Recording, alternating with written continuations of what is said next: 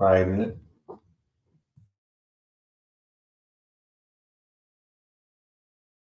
As an enemy, reportedly for the first time. The remark was made by Vladimir Putin's president. It is a scene reminiscent out of the Cold War, and the message, well, it couldn't be any clearer. Yeah, 3 Russian warships and a nuclear-powered submarine arrived in Cuba a few hours ago. They're taking... Now, we look at whether the dollar is losing its global dominance. International Monetary Fund's data reveals that US dollar's dominance as the world's primary reserve currency is slowly eroding. The Pentagon also deployed warships and aircraft today to track Russian vessels as they make their way to Cuba. That's right. Last week, Moscow launched vessels toward the Caribbean for a series of planned military exercises. However, MarineTraffic.com shows one of the ships came within, get this, 30 miles of Key Largo, Florida. The G7 summit kicks off tomorrow. We told you about the agenda yesterday. There's a host of issues that these leaders have to address. But one thing stands out, and that is tackling Russia. The G7... Vladimir Putin displaying his displeasure with American support for Ukraine. So Cuba announced that these ships were coming last week, and today... Barnes accused of plotting to conduct a mass shooting right here in Atlanta at State Farm Arena, hoping to spark a race war. This is according to the FBI. So the Department of Justice says Mark Pareto told 2 undercover FBI agents about his plan to shoot African Americans and other people of color. An investigator said that he wanted to target a concert.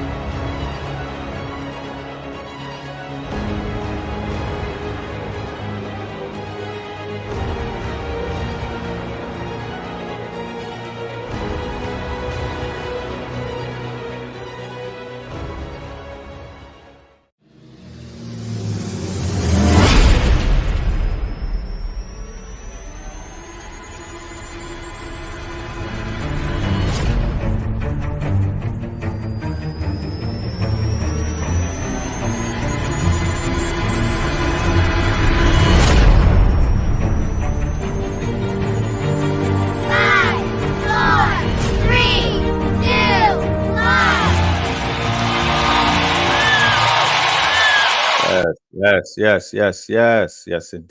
indeed. Yes, indeed. Welcome. Peace to the family. Peace to you and yours. This is your brother Red Pill reporting live and direct for Melanin Mondays. All right. Peace to the family. How's everybody doing? We are going to let everybody come up in the building. Yes, today is an early show. Okay. Shout out to all of my family that is at their 9 to 5s, working and doing what you need to do to provide for you and yours. Big salute. You dig? Big salute to all of the workers out there. Everybody that's at the JOB right now that might have to call an early lunch. You know what I'm talking about? Because we live and whatnot. I don't mean to disrupt your day. I don't want to get nobody and no write-ups. You know what I'm talking about? But we have an early show. Okay, we have an early show. Early bird gets the worm. That's what they say in these streets. You know what I mean? I have a special guest that I'll be bringing on very briefly. None other than Blue Pillar. He will be pulling up, and we're gonna be chopping it up. Today's title of the show is Jason is Coming. You know what I'm talking about? You heard that right. Jason is coming. And Jason is, we're not talking about Jason Voorhees. We don't want to get you all fear mongered out and whatnot. What we are referring to is the J.A.S.O.N months for all of my students in the building, and for the new listeners and for the people that are brand new to consciousness. You may be unfamiliar with the J.A.S.O.N months. So the J.A.S.O.N months are July, August, September, October, and November, which happens to be the heights of the rituals that take place with these quote unquote wizards and warlocks, spirit cookers, and witches. Okay. And these individuals that I speak of are in entertainment. They are in high ranking government positions. They happen to be in your education system. They are in your legal justice system. They are the bums in the street. You know what I mean? Anywhere that you look, you cannot necessarily tell who is a practitioner of Luciferianism, Satanism, and all type of wayward things. But the Jason months are amongst us. All right. Shout out to the family from last night. We had a very powerful show, Sacrilegious Sundays. We was out there talking about AI. Oh, wait, the Pope and AI, which is a play on Open AI. And we was cooking. You know what I'm talking about? Very, very good show. I suggest if you didn't hear that after this show, you go and check that out.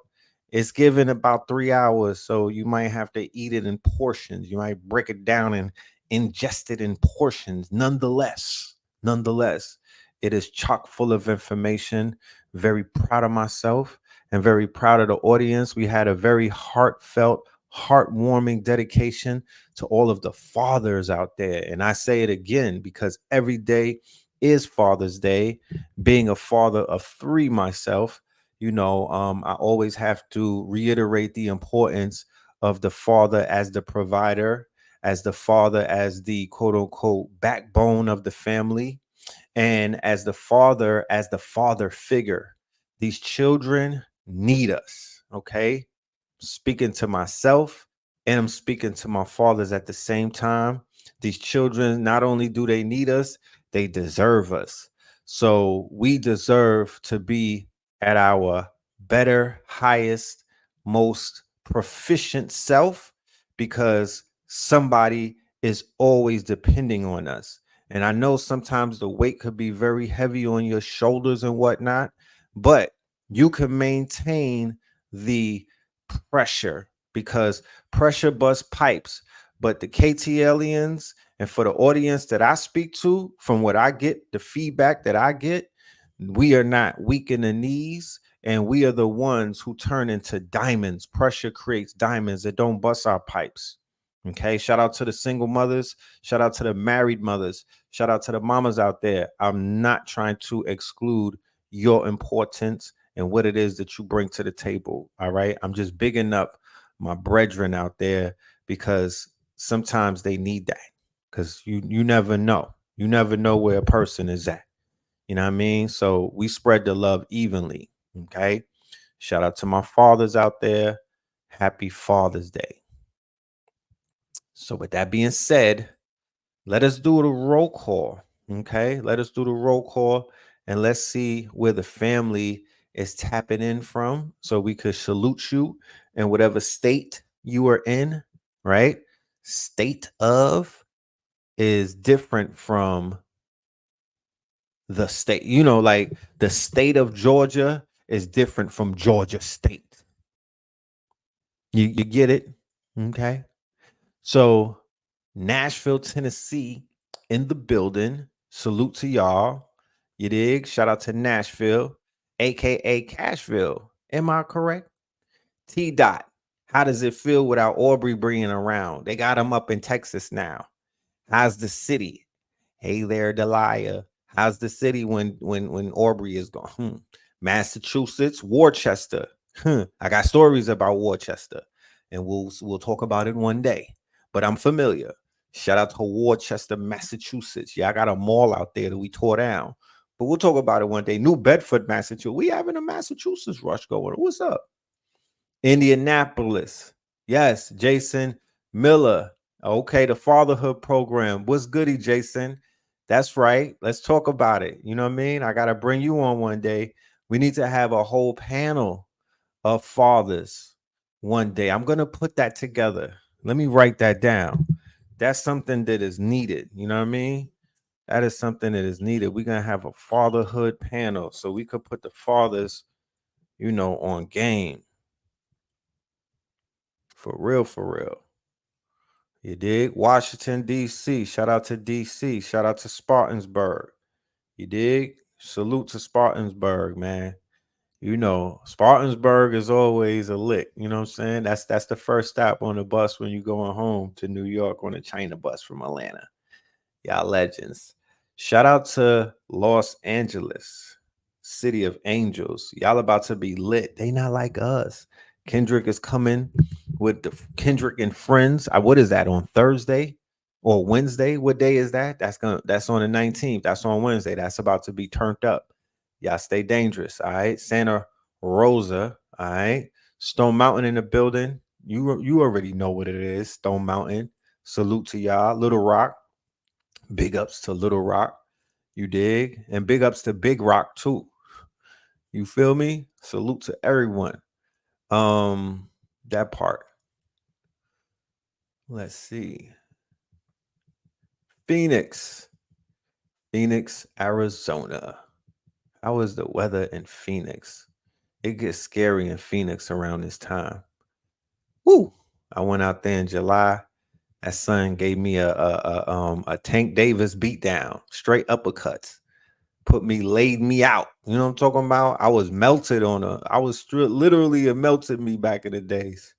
It's dangerous. Greensboro. Shout out to Greensboro. Always love coming out of Greensboro. Greensboro is man, Greensboro is special. I just, Blue Nose. Fort Worth, Dallas, Fort Worth. Salute to y'all. Always. You know what I mean? Always keeping it solid over there. You know what I'm talking about? Okay, it's only 94 right now. It was 110 this strong. Oh my goodness. Lord have mercy. And that's a real 110 too. That ain't no, you know what I'm saying? Because 110 in New York is different from 110 in Atlanta, and it's definitely different from 110 in Phoenix. That desert heat is no joke at all. So with that being said, we'll conclude the shout out. Shout out to everybody tapping in. I think the family across the pond might be sleeping right now because of the time difference. They'll get this during the day. You know what I mean? But without any further ado, I have a guest in the building, and I'm gonna bring my guest on so we could get right to it. You know what I'm talking about? We not gonna be on this thing forever, but we got some things that we need to discuss. We have an upcoming lecture, and I want to say shout out to every single person who got some tickets to this upcoming lecture that we have called When in Rome. J.A.S.O.N, you know what I mean? I got that last night from one of the KTLians. You know what I'm saying? Salute to y'all. Salute to y'all. And that's looking real good. It put things into perspective. So salute to everybody that's grabbing tickets. I look forward to seeing y'all on the 30th. And without any further ado, I want to open up the floor to my special guest, none other than my twin brother, Blue Pillar, aka Pope Pablo. Bleh. Peace to the God. Peace, peace, peace. Peace, peace. What's good with you? We are in the building. That we are. Shout out to the family that's tapping in from around the globe. I see that it's heavy, heavy Massachusetts energy. They must know that they're about to win the chip tonight. Man, they lining up. You know what I'm saying? They in a bag, boy. Yeah, shout out to Mass. Shout out to Mass, man. Shout out to Mass. You know, like I said, we I couldn't put personal politics into this whole thing when it comes to the Massachusetts getting the chip, because I have Boston. Boston is a very beautiful. I mean, I told the people before, Blue. Every time that we went to Boston, it was always beautiful. It was always. Yeah, Boston is where we began the Winning Rome series. Is it? Yeah, January, I want to say 24th or 25th was that lecture that it started snowing. And The the next snowpocalypse. the snowpocalypse after that. It didn't stop snowing. Uh, for they said 44 days, I think. Mm. And that's what we set it off at. On May 11th of last year, that's where I did my high level conversation at on tour. I was with you, bro. Right. On Farrakhan Born Day. And Yes. acknowledged the legacy of Bill Russell. Mr. And 44. no, Bill Russell's not Mr. 44. Bill Russell won 11 championships for the Boston Celtics, Right. and pretty much, you know, He's the logo. during during no, that's not Bill That's Russell. Jerry West. I'm sorry. Damn, what am I talking about? That his main rival was Bill Russell. Bill Russell's main rival was, uh, all of the greats during that particular period of time. But Walt Chamberlain, really, that's when he came in with the Showtime and started changing up the league or what have you. But Right. Bill Russell was battling white supremacy up in Massachusetts at the same time, while he was winning 11 championships for that city. So he kind of changed the sentiments of that city that they had towards melanated people, if you will, to a degree. Yes. The documentary is deep. I advise everybody to go and check it out. It's on Netflix. It's about, one of the greatest figures in basketball ever, Bill Russell, 11 championship rings. Woo. Hey, That's a real champion, boy. yeah. He was the coach of the team and the player. No, no, he wasn't. He was a Bro, player coach. bro, trying to tell you about the legends of legends that are amongst us that we don't even know about. The giants, the people that did the insurmountable up against real challenges, Right. right? Right. And it's so You sad. put on for your city and winning championships, and when he went on vacation, they destroyed his crib, violated pooped in his bed and everything. No, they didn't. And he got 11 chips for them. Yeah, You see, that's why you know what I'm saying? That's why I got this sentiment. I'm not gonna say against Boston because somebody who lives in Boston will take that personally. If you live in Boston, you know what I'm talking about. They know They what we have talk about. y'all know what I'm talking about. Y'all have a level of racism that's unparalleled to certain other people's experience. And it's like it's a shame that if they don't make a movie about people's their achievements, that we don't know about it. And when I say we, I mean black people, because that's something that really is relegated to our culture. Like, you need a movie in order to be lit to us.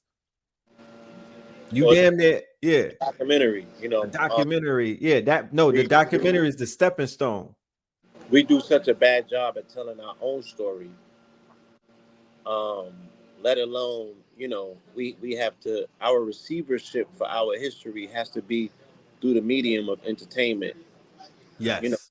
because they say we don't read books, and we can counter that with emotions and say that we do, but we don't read about them.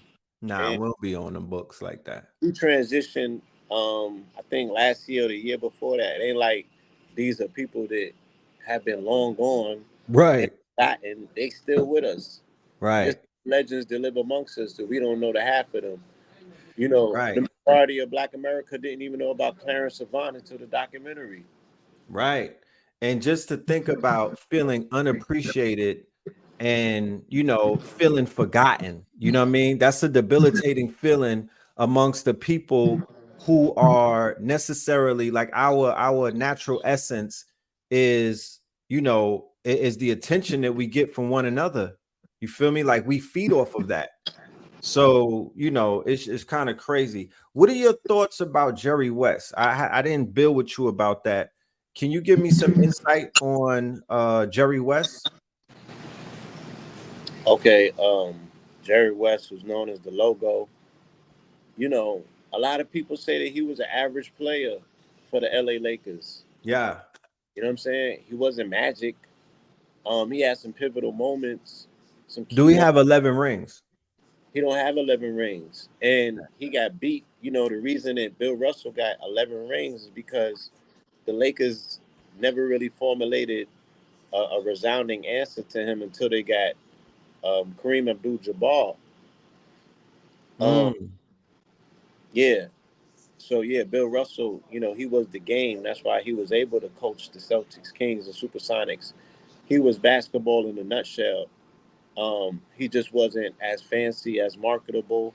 and he didn't go along. He was a family man, so he didn't go along with the outside politics of everything. Right. You know, he was building a family in the midst of being persecuted and prosecuted in his own city that he was winning chips for his blackness, his melanated, and his association to the civil rights movement, like Dick Gregory. He was putting on for them. Mm. I think he actually went down to either Alabama or Mississippi and set up a league down there. And ultimately had to fold and come get up out of town because they were suppressing him. He did like a big three type of thing, a Negro League. Something like that, to a degree. He might have just been sponsoring the league or what have you. I don't. Right. Yeah, it wasn't full on like that. But But he put his name and his likeness his name behind and his life, his some type persona. of ownership. Not only that, again, his life. He went down there and coached them people in the, in the In the front heart. Right. of it all, knowing what he was up against, going down there again, going against the gravity of death threats and everything that was coming. So, these are the people that was really putting on. They was really putting their bodies on the line, not just their name, their legacy, and they was able to bend the curve. You know what I'm saying? They was able to force change, and they That's don't really fire. get acknowledged and spoken about in that respect. You know, so shout out to Bill Russell. He's a giant, literally. Not just because of his physical stature, but he was a man's man. That's right. Shout You out, got me. shout Yeah, out to all you the fathers out there, all of the Babas. You know what I'm saying? Happy belated Baba Day.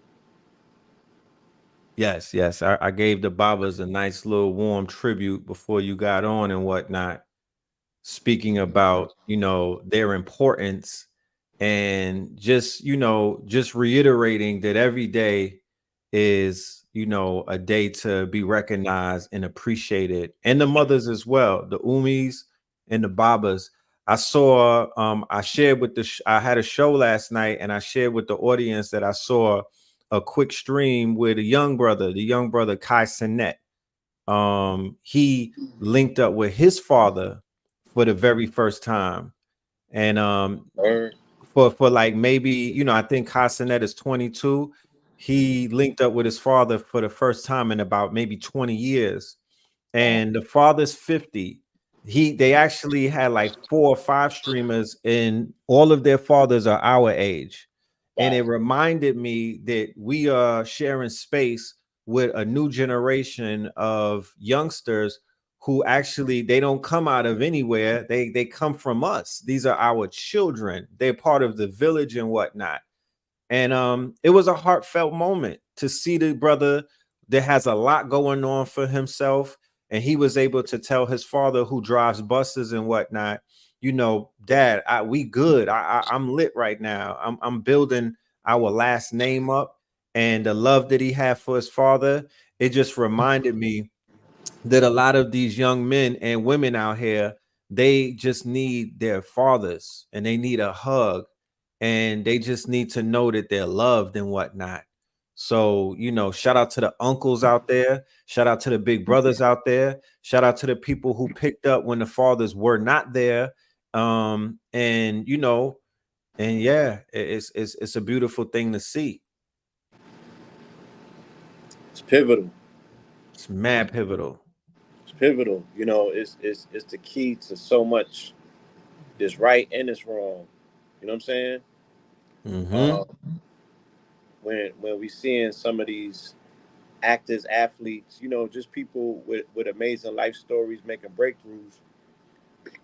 Um, Nowadays, we could attest it to the training, the discipline that they received under tutelage, whether it was directly from a biological father or a coach or a trainer or a father figure. And Yes. then we see crash out culture. We see people who, are missing vital pieces and components. And the journey gets intense. It's like when you're working out, yeah, them first 10 sets can look majestic. You feel me? But you underneath that weight for 15 sets. I mean, for 15 reps, it's like those last 3 to 4 to 5. you have to have a particular fortitude and a constitution in order to finish your rec. Right. And a lot of people, their muscles are not built, you know what I mean, for the endurance of the final rounds, and they're crashing out and collapsing, because that fathering was needed and necessary, and there's only so much that could be done in a surrogate fashion, whether it's exclusively done through a woman, or you get it in off of your father might be a YouTube legend, your father might be Dr. Sabi, your father might Right. be the other people, um, but the children did not benefit from the fullness of what the sun rays. Think of the sun as the father and the rays as the lesson, and the children are receptive of them rays. Nigga, you Yes. ain't got enough rays to get a tan. You feel me? So you really Mm. serenaded in those rays properly, like your holographic hologram ain't get fully loaded. You know what I'm saying? You got mad holes in your shit, and it shows. Right. And that's what we seeing. But I don't know what we segue into, but I literally, because I didn't get a chance to get on my soapbox yesterday and explain the importance of melanated fathers, and giving praise and adulation to the ones that have, properly carried that weight. And Can I add something real quick? yeah, because this means I'm about to go on a tangent. Yeah, you can ask something. When you were just building, what came to mind was the trainers over the past few months, right? That I've been seeing at the sides of many of these fighters, right? These father-like figures who have become coaches, right? These men with gray hair, right? That people will try to write off like they are expendable and whatnot. But I'm a firm Washed up. washed up, you got the gray hair, you're not worthy and whatnot. But I'm a firm believer of elders for counsel and youth for war, and that really translates to elders for coaching as well. So we're even going all the way back to the Mayweathers of the world. You look at Tank Davis, you look at all of these successful fighters, even with Fury and all of them.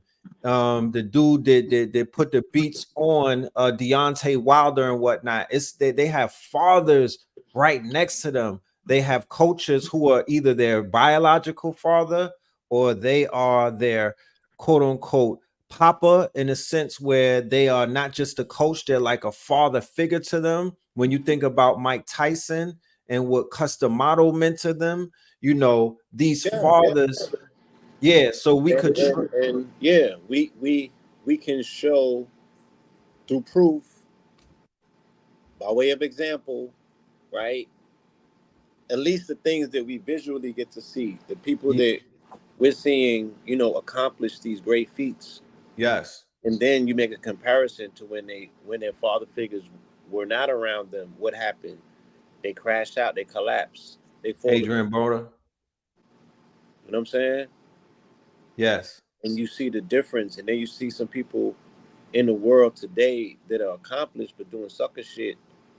And these individuals notably have issues with their biological fathers, or father figures, in terms of being accessible to mentorship, right? People that are beyond reproach in terms of they like, yo, you can't speak to homie no more.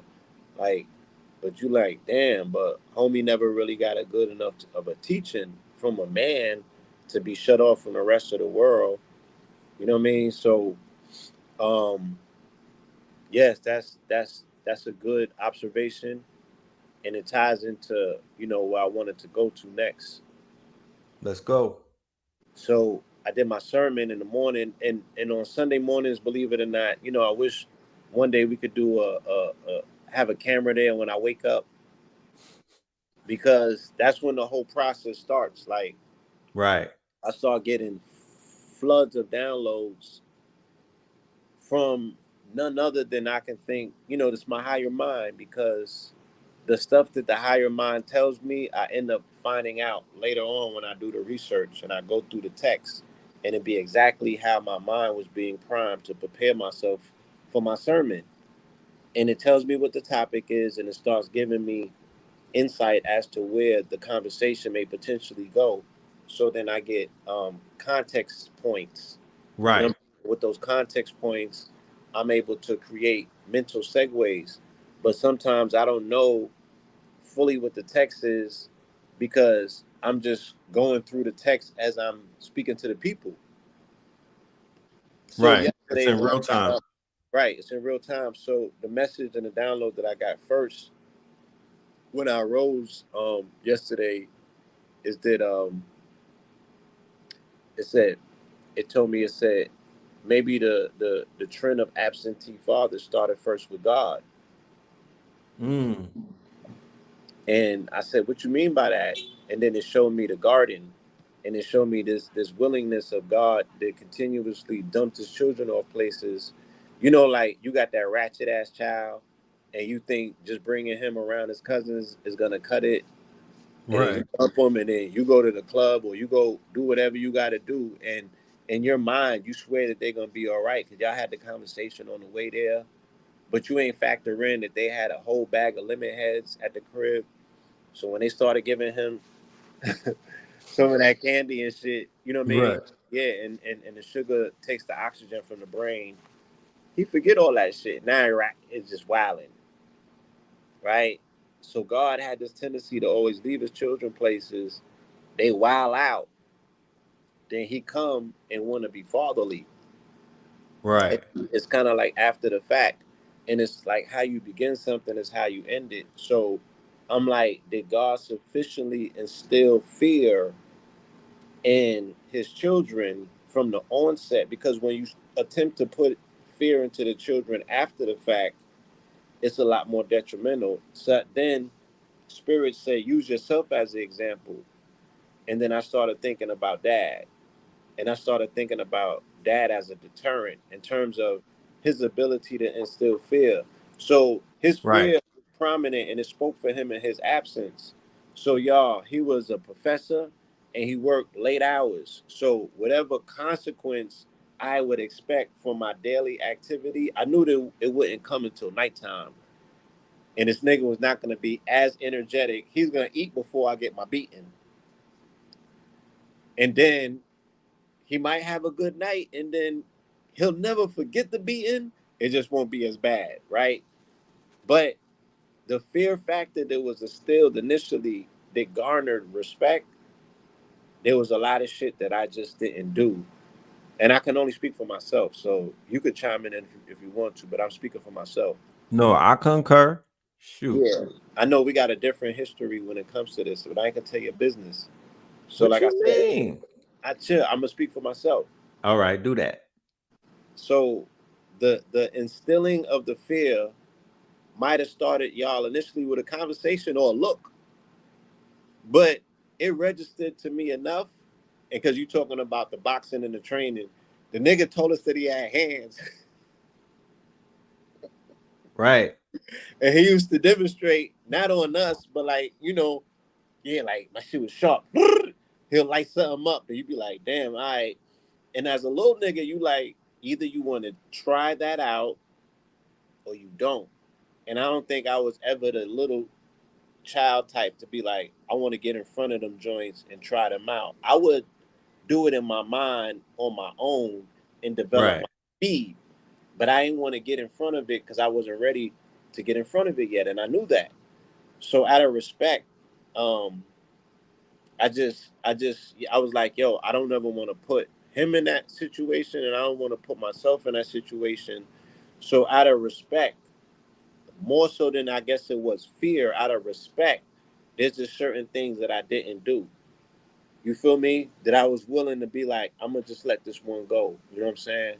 Because I know what this would incur on the other side in terms of retribution from my father figure. Right. And I'm like, but imagine if I had tasted the quote unquote enticement of what it means to get bread off of flipping the 8 ball. And now you could go and buy all the Deodoras, Sakunis, right? Right.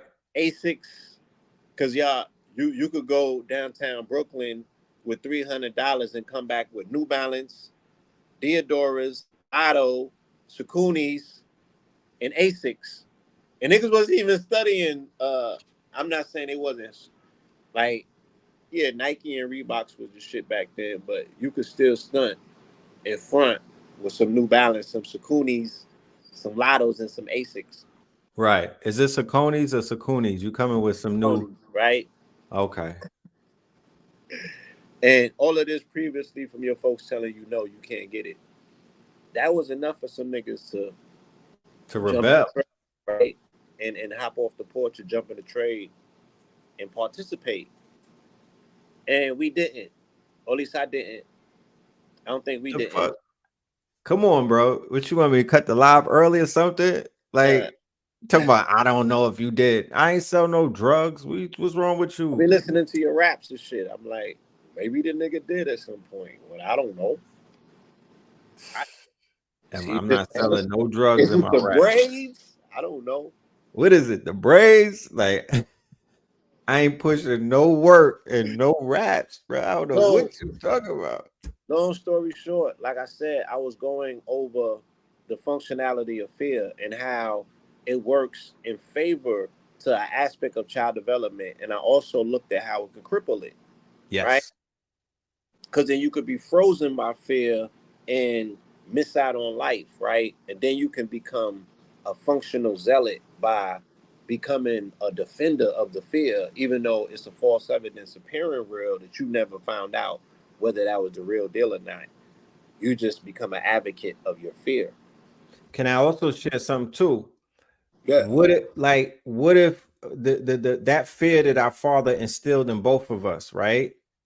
Like, what if one day he was at the handball court and he was playing handball and he got into some type of fracas with, with one of his competitors and got his shit rocked, you know what I mean, in front of us, right? And then we see that he didn't have hands; he just had hands for handball. So that would potentially create not just doubt; it would create a situation where it's like, yo, we're not afraid of you anymore, Dad. You don't have that same fear factor because we saw you get tested and it wasn't giving what it was supposed to give. Right. So his now iceberg starts to melt. Right. Now I'm going to use that micronism to a macro that is exactly what took place with the black man or Black America around the time of this Trayvon Martin thing, moving all the way down the timeline where the world was in fear. The world was on because he was like the image around the world is we got hands and we know how to use them. We pop off. We with the shits. And then people have been watching us get tested and jaws have been getting tapped and cards have been getting pulled. And now that type of fear factor has eroded. Yeah, you stacking L's up like Tetris. So right before you jump to that space right there, let me just do this real quick. So understanding all of that, the importance of melanated men in the lives of their children is by far of paramount importance. But because of my latest series of research into politics, I came across some legislation. I came across some context in the legislation that was very familiar to me because it sounded like some text that I had read before in legislation from the 60s. So in Project 2025, which was devised by conservative Republicans, the similarity that they have to what was called the Negro Family PDF that was written in 1964, 65 by Patrick Moynihan, which was a Democratic New York State senator. Yes. The piece of context that both of them have in common is what they write about melanated men who are absentee fathers and how by far that's the biggest threat to American democracy, and they want to declare war against it. Yes. So both faculties, red and blue, their number one op is the absentee father, who happens to be the melanated father. He is the person that they have drawn up to put on the cross, that they say that he's responsible for all of society's ills. Right. He's the scapegoat. He is the scapegoat. He is the one who has been painted with the blood, you feel me, and primed for the crucifixion. Yes. Okay? He is the scapegoat. I'll just read real quick from Project 2025. It said, today the American family is in crisis. 40% of all children are born to unmarried mothers, including more than 70% of black children. There is no government program that can replace the role in a child's soul cut out by the absence of a father. Fatherlessness is one of the principal sources of American poverty, crime, mental illness, teen suicide, substance abuse, rejection of the church, and high school dropouts. So many of the problems government programs are designed to solve but can't are ultimately problems created by the crisis of marriage and the family.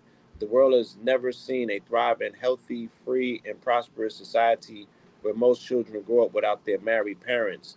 If current trends continue, we are headed towards social implosion.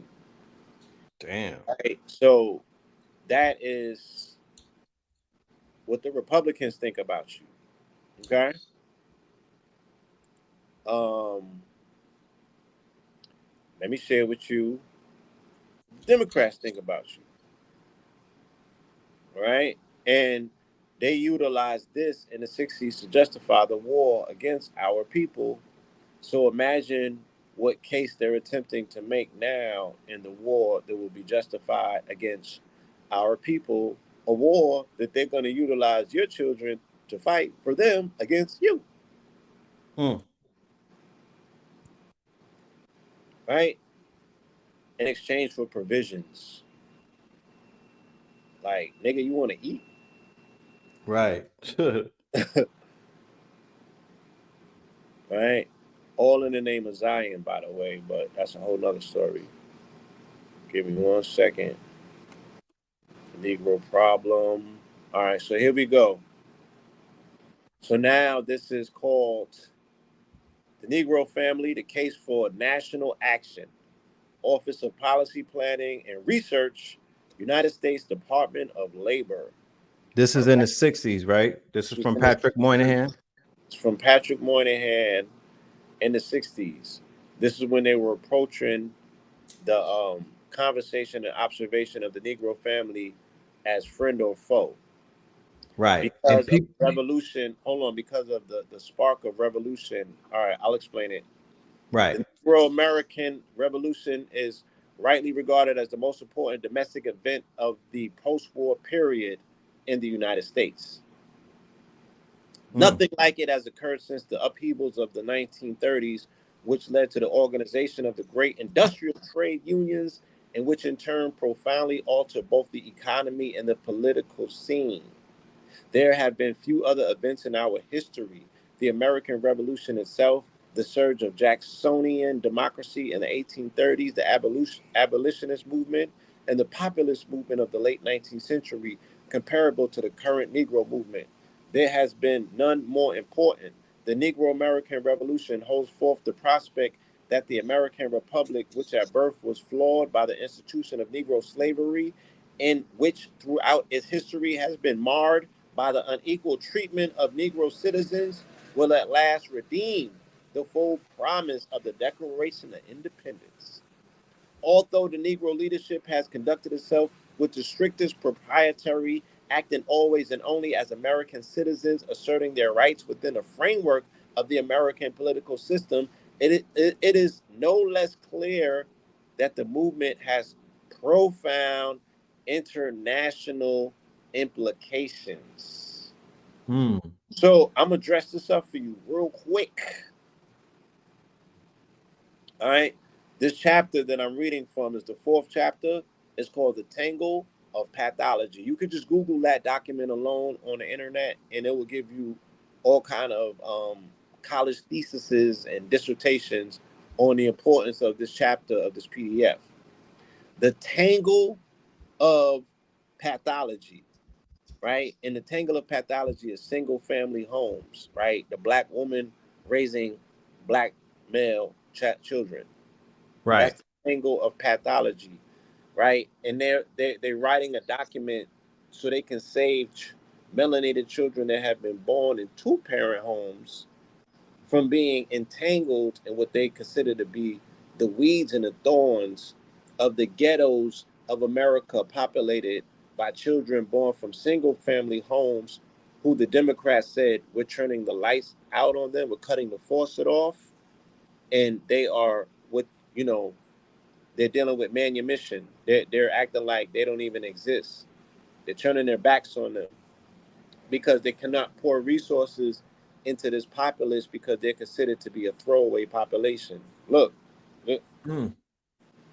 In essence, the Negro community has been forced into a matriarchal structure, which, because it is so out of line with the rest of American society, seriously retards the progress of the group as a whole and imposes a crushing burden on the Negro male and, in consequence, on a great many Negro women as well. There is presumably no special reason why a society in which males are dominant in family relationships is to be preferred to a matriarchal arrangement. However, it is clearly a disadvantage for a minority group to be operating on one principle while the great majority of the population, and the one with the most advantages to begin with, is operating on another. This is the present situation of the Negro. Ours is a society which presumes male leadership in private and public affairs. The arrangements of society facilitate such leadership and reward it. A subculture such as that of the Negro American, in which this is not the pattern, is placed as a distinct disadvantage. Damn. Right? So, and please explain how this report that was put forth by Patrick Moynihan, how it actually translated into real life, legislation? Legislation. And also the movie Claudine comes to mind when people bring up this Oh, yeah. report. The propaganda that came after this, again, this was their instruction. This was their creation afterward of what they call the welfare state that comes out of Great Society, which is legislation is brought forth after Kennedy gets assassinated and LBJ, who is not LeBron Bronny James. We're talking about Lyndon Not Baines. Bronny's dad, guys. Not Bronny. Lyndon Baines Johnson passes the Great Society, which brings in welfare, Medicaid, Head Start, WIC, all of these social programs. Right. And then this becomes the pinnacle point in politics when they say the Democrats start participation in socialism, with melanated people being the recipients of big government, and then the Republicans' agenda of what? Cutting that faucet off, undoing that legislation, all the way up until now, where Project 2025 eliminates DEI, affirmative action, right? They repeal everything that has been done in favor of melanated people via big government or democratic social programs. So, real quick, let me just read this one chapter from the pathology of the tangled pathology. In danger of being drawn. It is this reason that the proposition put forth in this study may be thought of as having more or less general application. In a word, most Negro youth are in danger of being caught up in a tangle of pathology that affects their world, and probably a majority are so entrapped. Many of those who escape do so for one generation only. As things now are, their children may have to run the gauntlet all over again. This is not the latest vicious aspect of the world that white America has made for the Negro. That is not the least vicious aspect of the world that white America has made for the Negro. Obviously, not every instance of social pathology afflicting the Negro community can be traced to the weakness of family structure. If, for example, organized crime in the Negro community were not largely controlled by whites, there would be more capital accumulation amongst Negroes and therefore probably more Negro business enterprises. If it were not for the hostility and fear many whites exhibit towards Negroes, then in turn would be less afflicted by hostility and fear and so on. There is no one Negro community. There is no one Negro problem. There is no one solution. So this is written at the time of the Civil Rights Act. The Civil Rights Act would be the closest thing that you can consider to be the evening of the playing field. Again, depending on where your politics show up at. If you are dealing with segregation politics and you like, nah, we did better when we was alone, then this is the worst time. This is the ending of that. If you are integrationalist and you're saying, yeah, we need equal rights, and you're looking for equality and not equity, this is when they do that to say, all right, the playing field is now even. That just happens when this document comes out. You feel me? It's great. And what does the document say? It said if niggas control the underworld, right? Because they don't control the overworld. They Right. said your lack of even controlling the underworld puts you at a detriment because you can't open up businesses and enterprises. I guess this is before they came up with the RICO. Right. Now, last night I went over a brief history of the Sicilians' hand in taking over the quote unquote underworld. And it started around, let's say let's just give it the 20s, from so moving up from the 20s to the 70s, we had not what I'm saying is when we talking about the mafia. Operation Gladio didn't kick in until after the war, right? So this is the 40s. They bring in Lucky Luciano to help them gain access to the hillside of northern Italy. Right. So that's the war, right? When was So, the war fought? America got in around 44 and all of that. So when I was watching Cotton Club, yeah, with Cab Calloway and Dutch Schultz and all of them, it's to my understanding that that's the roaring 20s. okay, well, so we talking policy bankers and stuff. Prohibition policy. Prohibition. Yeah, so that's 20s through the 30s, 40s and the 50s bring the doozy in. Right. I mean, it's different layers and different levels. Different layers and levels. So the mafia would have a stronghold in Uptown or Harlem, right? Because remember, they said Lucky Luciano also controlled the brothels. The brothels, right? So prostitution, prostitution and gambling, gambling, right? Before drugs. Because again, Lucky Luciano formulates the commission, which are comprised of 12 families. Yep. 2 of which they had to put down the bosses because they was doing nigger shit, right? They was still carrying on nigger politics from Sicily, banging on one another on some gang shit because, you know, you got more Moorish blood in your veins than I do. Shit like that, right? Right. So they put them down because they was giving them a bad name and they wanted to step it up. But normally, again, they wasn't touching Doogie. That's allegedly not a mafia thing.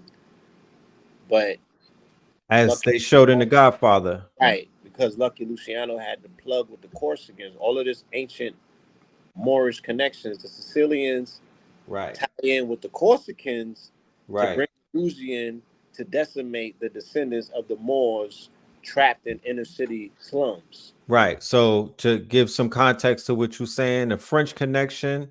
So we're talking about the tie in with Morocco and the French taking over Algiers and things of that nature, then bringing in the hashish, and then bringing it, and then the hashish going all the way back to the assassins.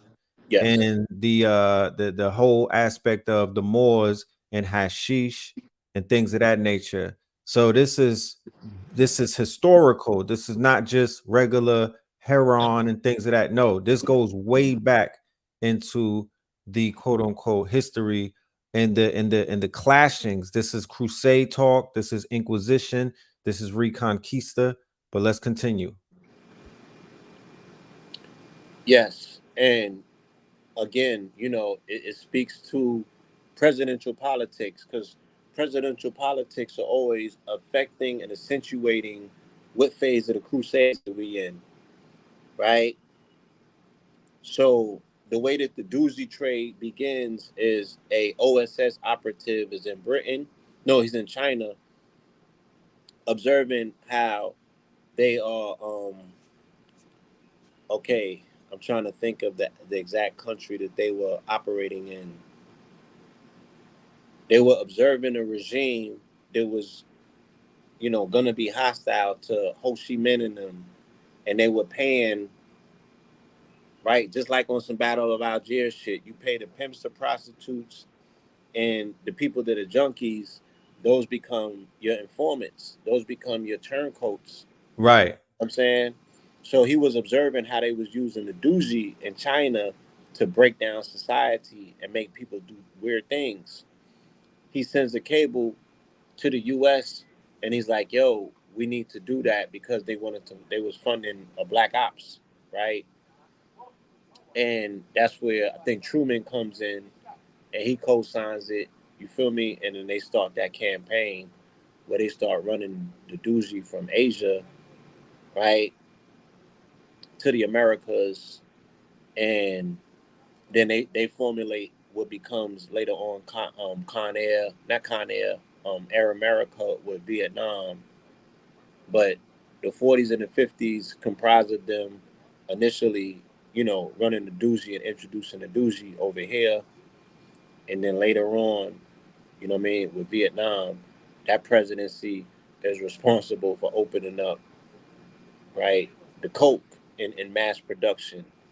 And then, of course, Right. as you know, which has just been repeated last week on Joe Rogan's podcast, Freeway Ricky Ross explains how they propositioned, CIA, the same organization that was born out of OSS, and these same people that figured that they could use the doozy, right? And before that, the Boxer Rebellion goes back to China. it goes back to China, but it goes to George Britain. Bush's father, Prescott, Right. Prescott. when they formed the Skull and Bones and they was flying that flag. That was also because they were purveyors of the doozy and the hashish That going was a back. pirate flag, right? That was the pirate flag. So they was getting their toxicological, pharmacological knowledge back then about what these substances were and what they can do. So George Bush's the senior, his father, Prescott, the doozy go all the way back to him. His father was also implicated with the IBM Farben, right? His father had a hand to do with with the Holocaust with yeah, with the the Holocaust. SS. Mm-hmm. So yeah, these presidential politics, right? And again, It's all black ops.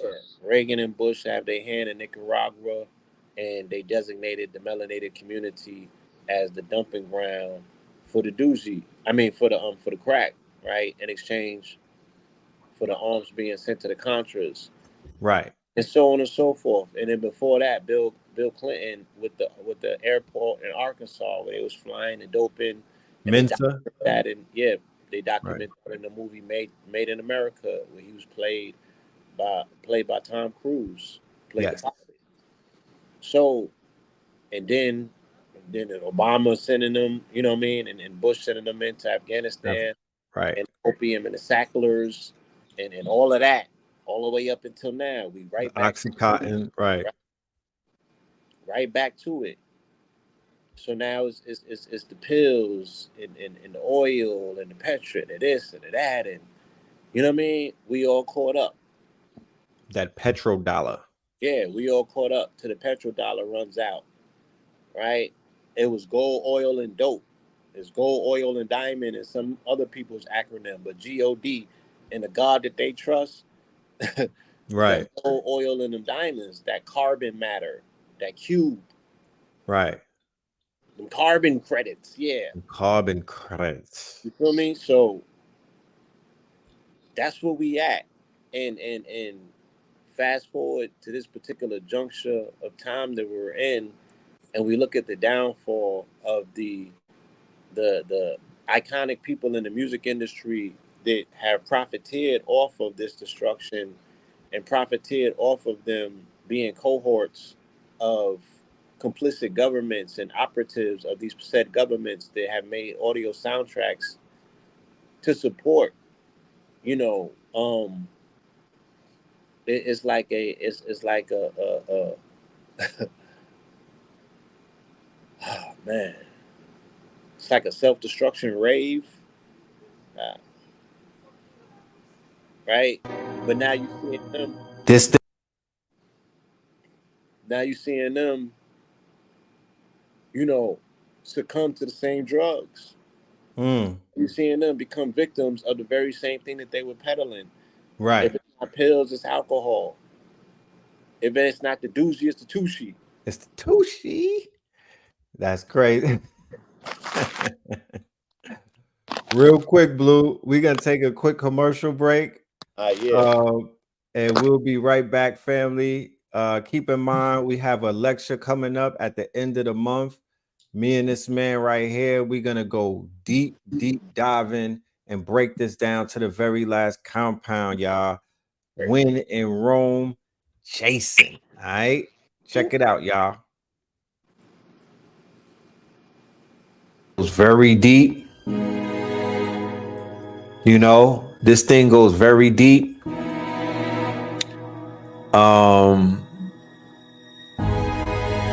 They're not really talking about this lady, and to show you how the NBA be hiding shit, she went ahead and put melanated people in her front office to throw off anybody who may not be really astute, right, to the politics of what's taking place. But let me show you something real quick. Let's read together, guys and gals. Let's read up on this thing. So there's an article that just came out, how Kyrie Irving's pro-Palestine view could be a problem for the Mavs' new Israeli owner, Miriam Adelson. The Maverick star is a fan favorite, but he may have to convince the new owner that he's a team player given his recent comments about Israel, right?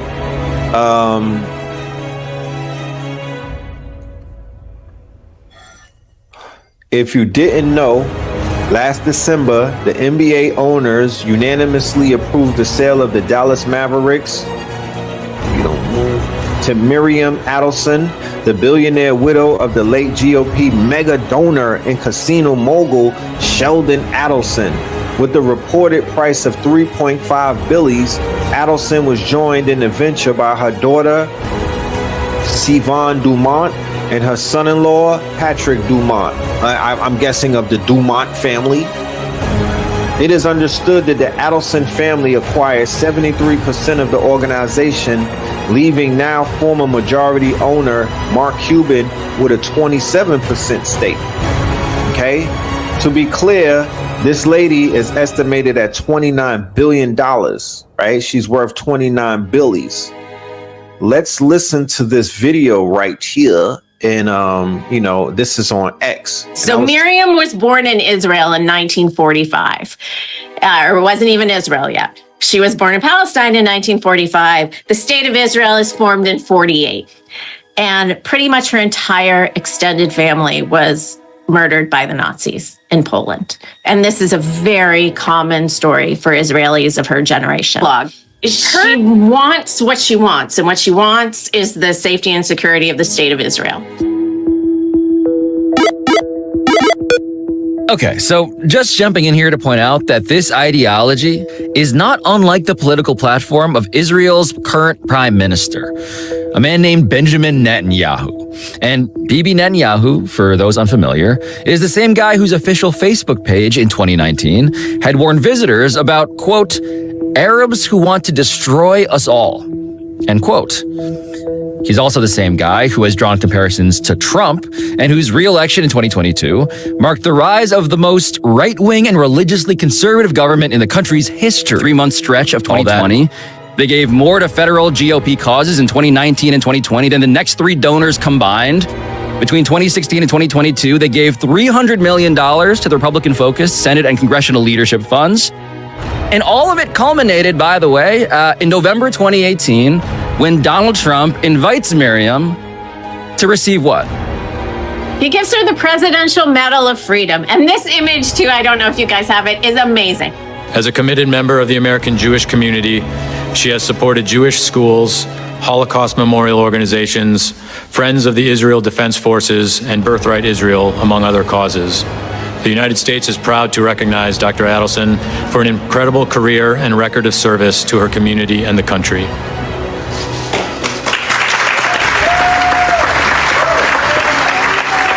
He's literally like clasping this medal around her neck just for giving money. Like the prestige of the medal, the importance of it, it's just all diminished. This is just like, you're my biggest donor. Thank you. Period. End of story. And so as Miriam Adelson is urging violence, is urging war, and this is the mindset that she brings to the way Israeli politics has been trending, she is simultaneously, very conspicuously to a sports fan, doing something else in the United States. In November, Liz, as the majority shareholder of the aforementioned Sands Corporation, she sells $2 billion in stock to buy the Dallas Mavericks. Got some breaking news in the world of sports, literally breaking right now. Billionaire Mark Cuban, obviously well known to the CNBC audience, is selling his majority stake in the Dallas Mavericks to the Adelson family.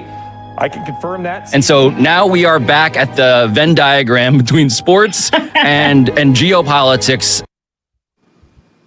We'll get back to that. That's just a brief commercial, family. We're going to launch that today and whatnot. I just wanted to, remind the family of some of the politics that are going on in the world of basketball. And we may see Boston get that chip tonight. So, it was always F the Mavericks since once I found out the backstory. You know what I mean? I almost fell for it myself. I saw all of that diversity on the front line, that DEI. I was like, oh, they got Jason Kidd, they got this, they got that. But the reward goes to those who do the proper investigations, because it's about your energy, family. The more you back certain people, the more you willingly give your energy to what they stand for. And we don't stand for nothing that lady stands for. So, let's continue cooking. Yes. So I think that I last left off on saying that we're seeing, a lot of the people with the notable names who were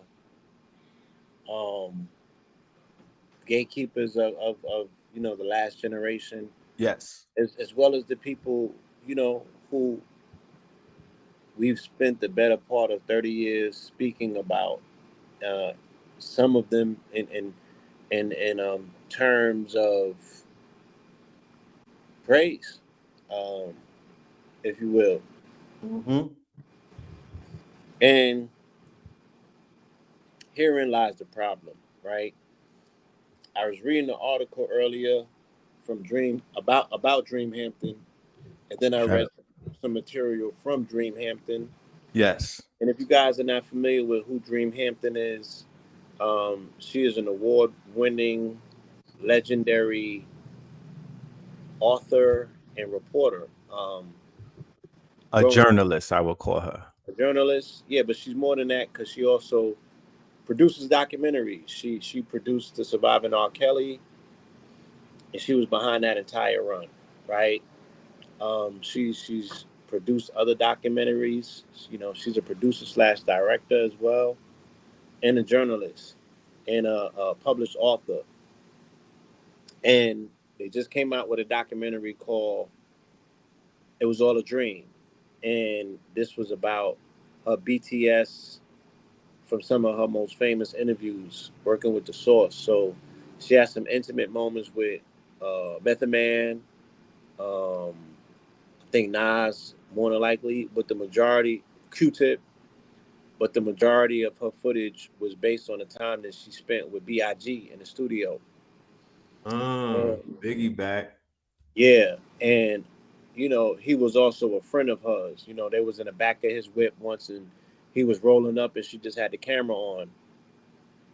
And she's a feminist. She's a self-avowed feminist, one of Right. the more famous feminists of this particular epoch and era. And she was just speaking about her inner struggles that she had as a journalist and as a friend of some of these rappers during a heightened period of hip hop when misogyny was at an all-time high. And then these young men did not even understand the nuances. Oh, so she got Snoop in there. So wait a minute, Blue. This is a documentary. Yeah. So she has never seen before footage of Big in 2024. Yeah. Yo, you a legend, B. Yeah.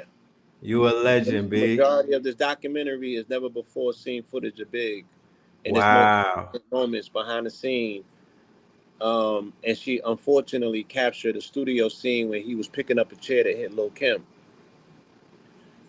And you talked about 2024 Big was gonna come back, and it was all a dream, and this was gonna He's be that, huh? officially back. Oh, officially.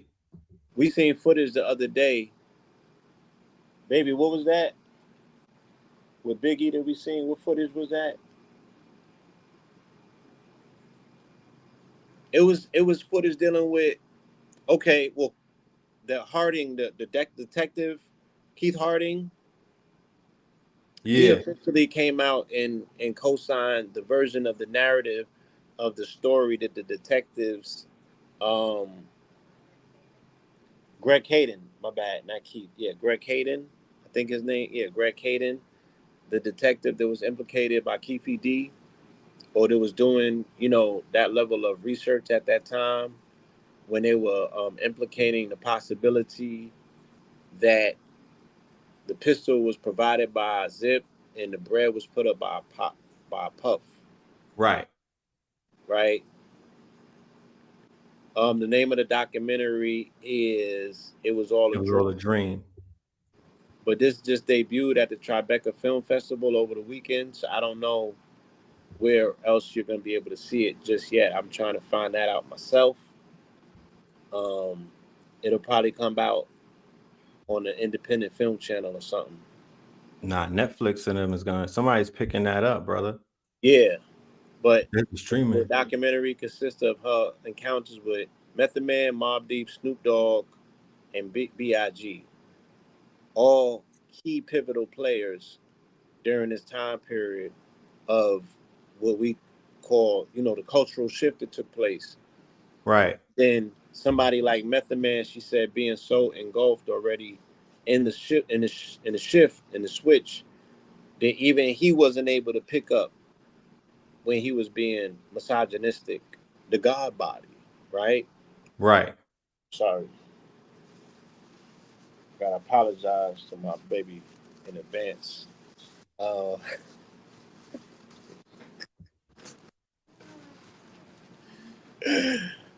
but B.I., especially the scene with Kim, you know, she get into the whole part, you know what I'm saying, that he was abusing her. And she came out later on and said that she was being abused. You feel me? And as Right. appalled as we are with what we see with Cassie, it's like this was a consistent culture from someone who played such a pivotal role, and the objectification of this woman in her body, that he was actually the pen behind, right? Because she was being lauded and applauded by feminists as being the example finally of a woman who says the shit that all women want to say. Right. Liberation. Nigga, Christopher Wallace was saying that. And Right. she was a caricature that was made up in his mind, his concept, his cartoonish His caricature, muse. his muse, right? His golem. Just I would just say his caricature, right, of what he considered a bad bitch to sound and look like. at that time. Blue. He molded a consecration and breathed life into that. He molded and he consecrated her.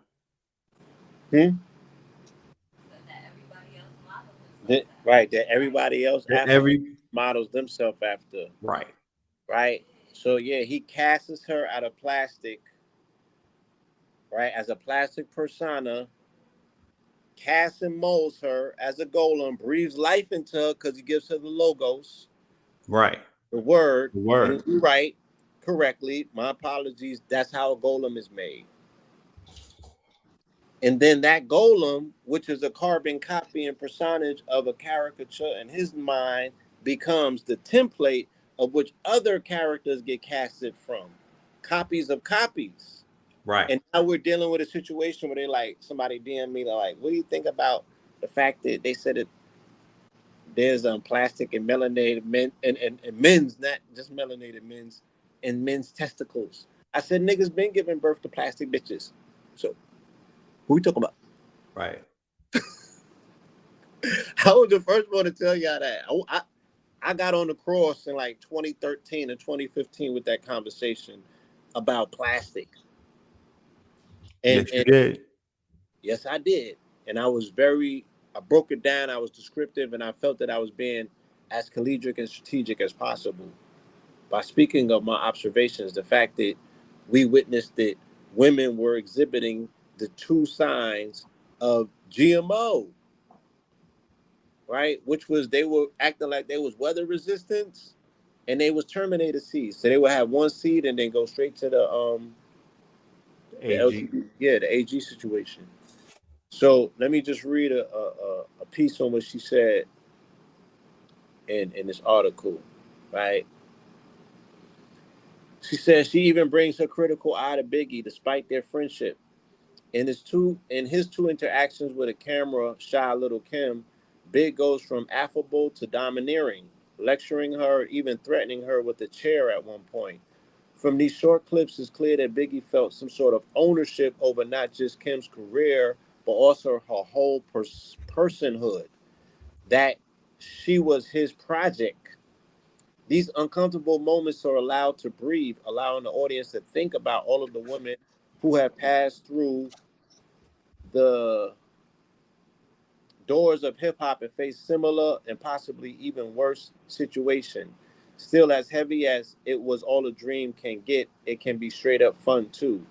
The good times include Mobb Deep and Q-Tip preparing to lay down, temperatures rising off of the infamous, a friendly and awkward call between Snoop and Diddy. Biggie was casual pleasure at spotting Players Anthem near the top of the charts, and so on and so forth, right?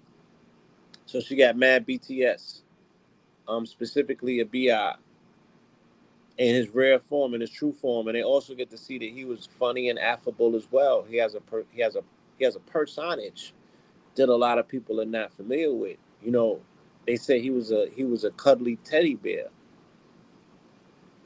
A lot of people know a different variation and version of this Gemini that other people look at and see Sasquatch when they see him. His mother see a teddy bear. His friends see a teddy bear type of character. Feel me? So yeah, and I utilized that conversation to preference specifically what she said. You know, there are a lot of abuses taking place at women that are passing through the doors and the corridors of hip hop. And this past weekend, another lawsuit came out, and it was implicating Kanye and Diddy together in a situation. And this is on top of other lawsuits that have come by way of Ye. And I got to hear some of the details of it. Yeah. You know, and again, it speaks to what I have been saying from the door, that Kanye is fatally flawed by his addiction to anglicized pornography, at which he's been very much adamant about. But once again, and this is not to lend any excuse, right? But these men are consistently telling you what their dark, twisted fantasies are. And we partied and we bullshitted to it up until the point when we realized that it was the truth. How many times that I was like, yo, this nigga say he married? Like, Life of Pablo. I'm like, come on, son. And he said he was a Christian rapper. Not to be puritanical, because you got 45,000 different denominations of Christianity. So he could be showing up as the domineering version of Christendom that he adheres and cosigns by wearing that white Jesus piece. That white Jesus piece only means violence. There's no peace in a white Jesus piece.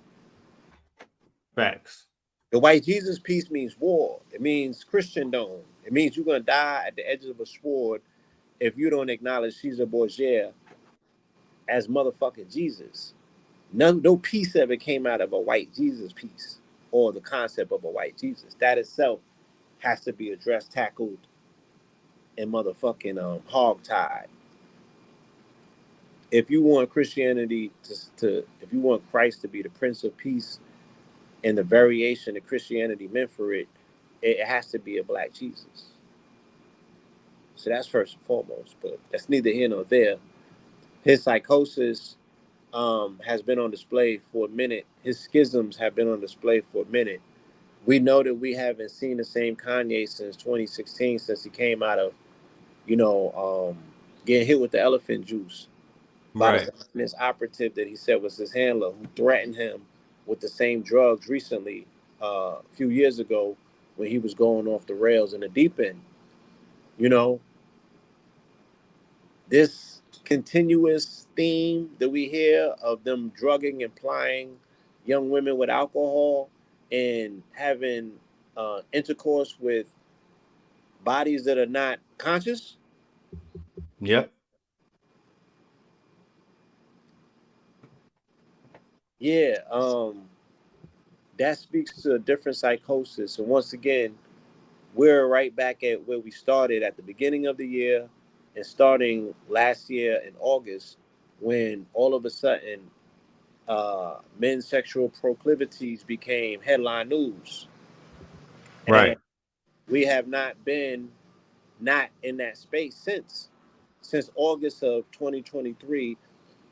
The headlines have been emblazoned with preferred sexual proclivities by individuals who we once considered to be, I don't know,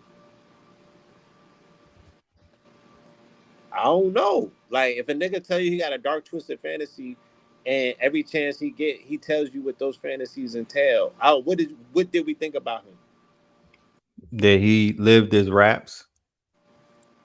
That And, he's and, living his raps. and everything else showed you that he was living his raps. And the nigga's walking around with his wife that's butt naked. When you think about it, Blue, and you look at it in its in a context, Yeah. right? Because I'm looking at it, I want to look at the whole thing from not a worm. I want to look at it from a bird's eye view. And what I see looking at it from a bird's eye view from above is that there are cases that are popping up in the form of lawsuits and criminal charges as well, of a group of people, mostly men, who don't have control over their lower selves. Ultimately, what it speaks of is a hypersexualized person, or a hypersexualized culture, or a hypersexualized network of individuals. This time, or for the most part, these are entertainers, right? So the culture promotes it.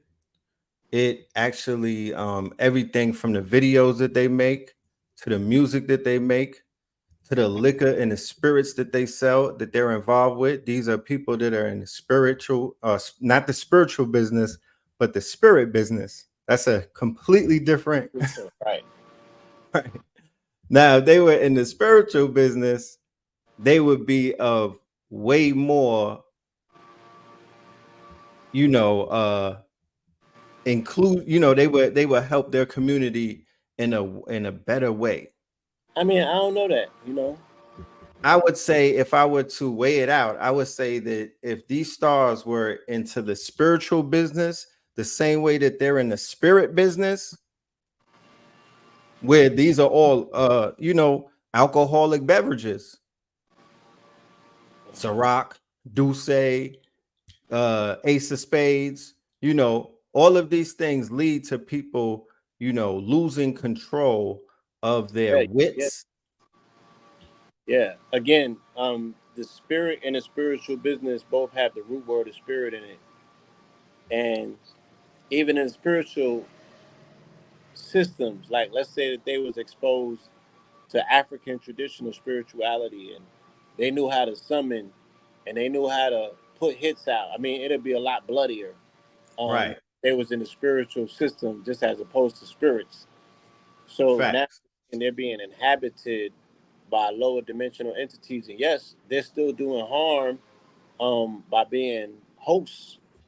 They're still being harmed by not being in control. They're still being harmed by introducing with gateway portals for a whole host of entities to walk into other people that are becoming inhabited, because it's not just what they're doing to themselves, they're promoting and amplifying it. So if we see that these Right. demons or these spirits have firm control over these people, so when they mix pharmacopoeia with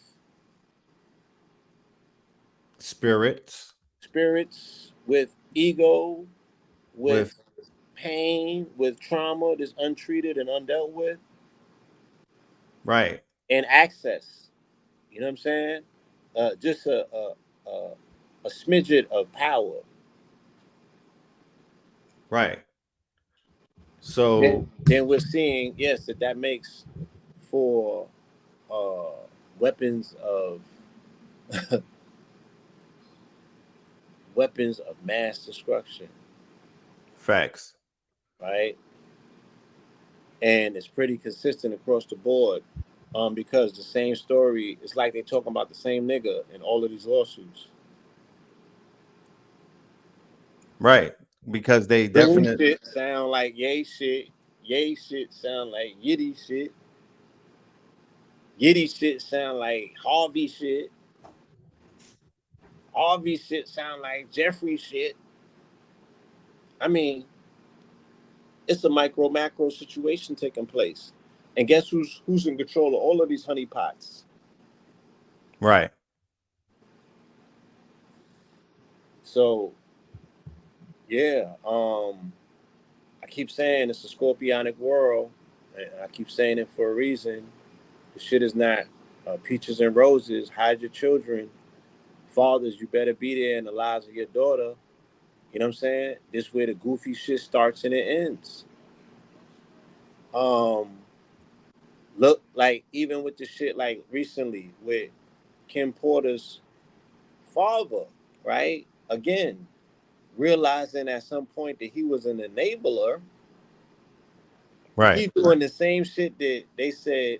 I had seen Umar post, and he said, "Yo, if my daughter was in a relationship and she found out that the nigga was cheating on her, but he checked these boxes off, I would tell her to go back to him." That's the same shit that Diddy convinced her father to do, not knowing what's the dark shit going on behind the curtains with somebody that may step out on you, may also step on you, because it's a subtle form of the same thing. Just like somebody that's gonna dupe you, like if you sign a raping you records, chances are that person that's contractually raping you may ultimately end up raping you as well. Right. They're both subtle forms of grape. Right. I forgot where I'm at. My bad. Um. So yeah, again, we're overlooking the subtleties. We're overlooking the nuances, and because this shit is so, society is so sensationalized and so removed from sensation that it gotta be like two planes crashing into one another to get niggas to look up. So shit gotta be so dark so twisted these days to grab a headline and hold it.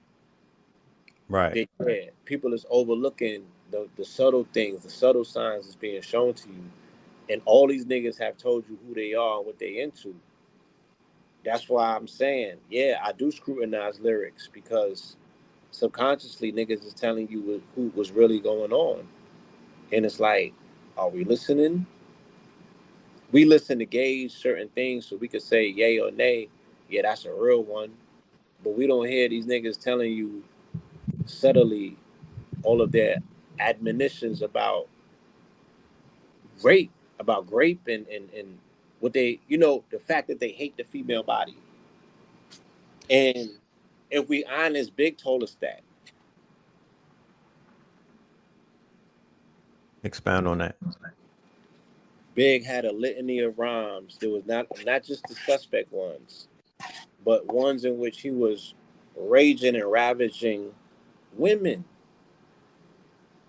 right? Right. He was dealing with them in a way that was not just sexually aggressive. He was the first one talking about raping them, assaulting them, kicking them in their belly, unaliving them. Right. He had dark lyrics. He had super dark lyrics, and it was very aggressive when it came to women. You know what I'm saying?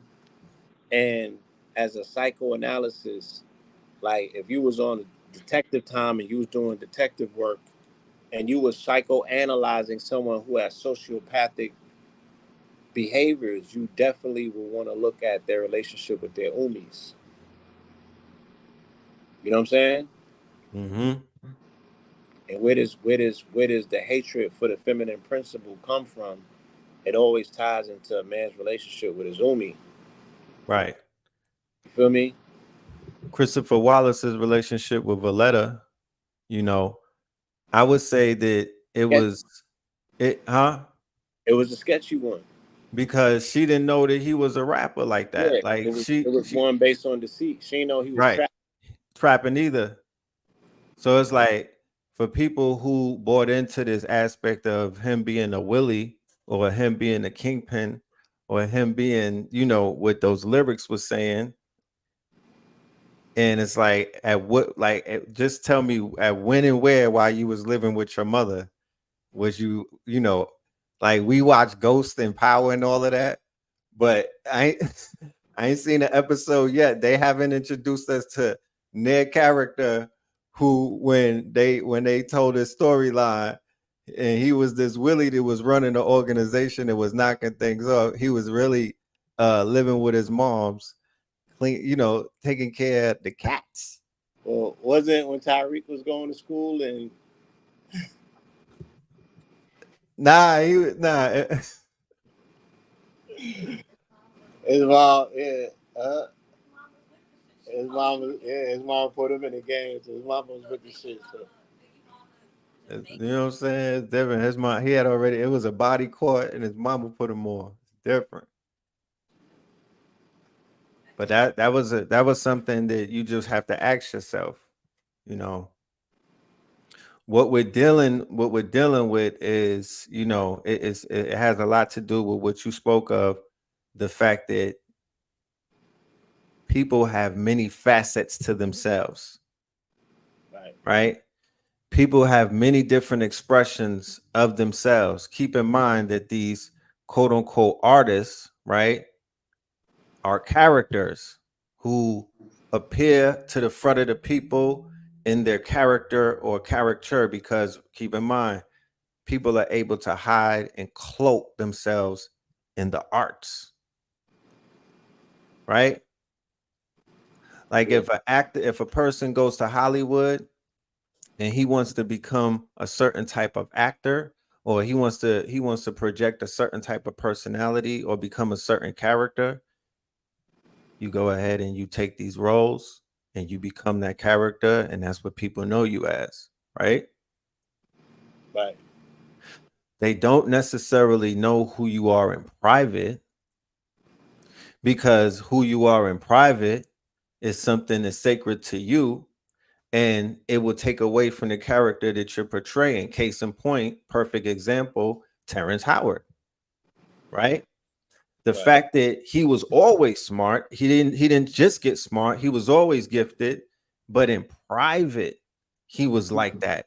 And then he said on a show, he talked about his proclivities or what he does in private, because he said, oh, I film all of my sexual encounters, and I got blackmail from one of my ex, he was talking about an ex who took his tapes and whatnot and was blackmailing him. But he was revealing his private life. Right. So what we see taking place in society right now is in this 2024, like Cat Williams said, in the year of exposure, in the year of quote unquote all things coming to light and whatnot. This is the Cat Williams effect, and it's continuing to pick up more steam, more force and whatnot. And this is just a latest example. What you're seeing, like you said earlier, is people being exposed for their sexual proclivities, which in today's society is considered to be the exposing of your private affairs, or your private, or who you are in private. And then they are also getting into what people's secrets are, because your secrets are usually where the bodies are buried. So this whole thing with Diddy is about looking into his private life. There are rumors that there's 50,000 tapes available of all kind of activities, because he had 250 something cameras. And then you have Gene Deal speaking about the all of the bodyguards are lining up to talk about the artist's private life, not their public face, not their public life, not that shit that they showed on video, private life. And then some people have the secrets. So when I saw the CIA agent and he broke it down, how they are, that's how they look at society in a three, and then they have a 3-tiered system that they look at the whole world. It's your public, your private, and your secret. He was like, that's what it's all about. And like the movie Inception said, you guard all of that with your life. At level 3. At level 3, right. Where the secrets are. So this is we're seeing it take place in the macro, in the micro, but it's also taking place in the macro. And really what it boils down to is character. These are characters, right? Their characters don't necessarily have the same character that they have as a real person. Remember, there's the artist, and then there's who he really is at home.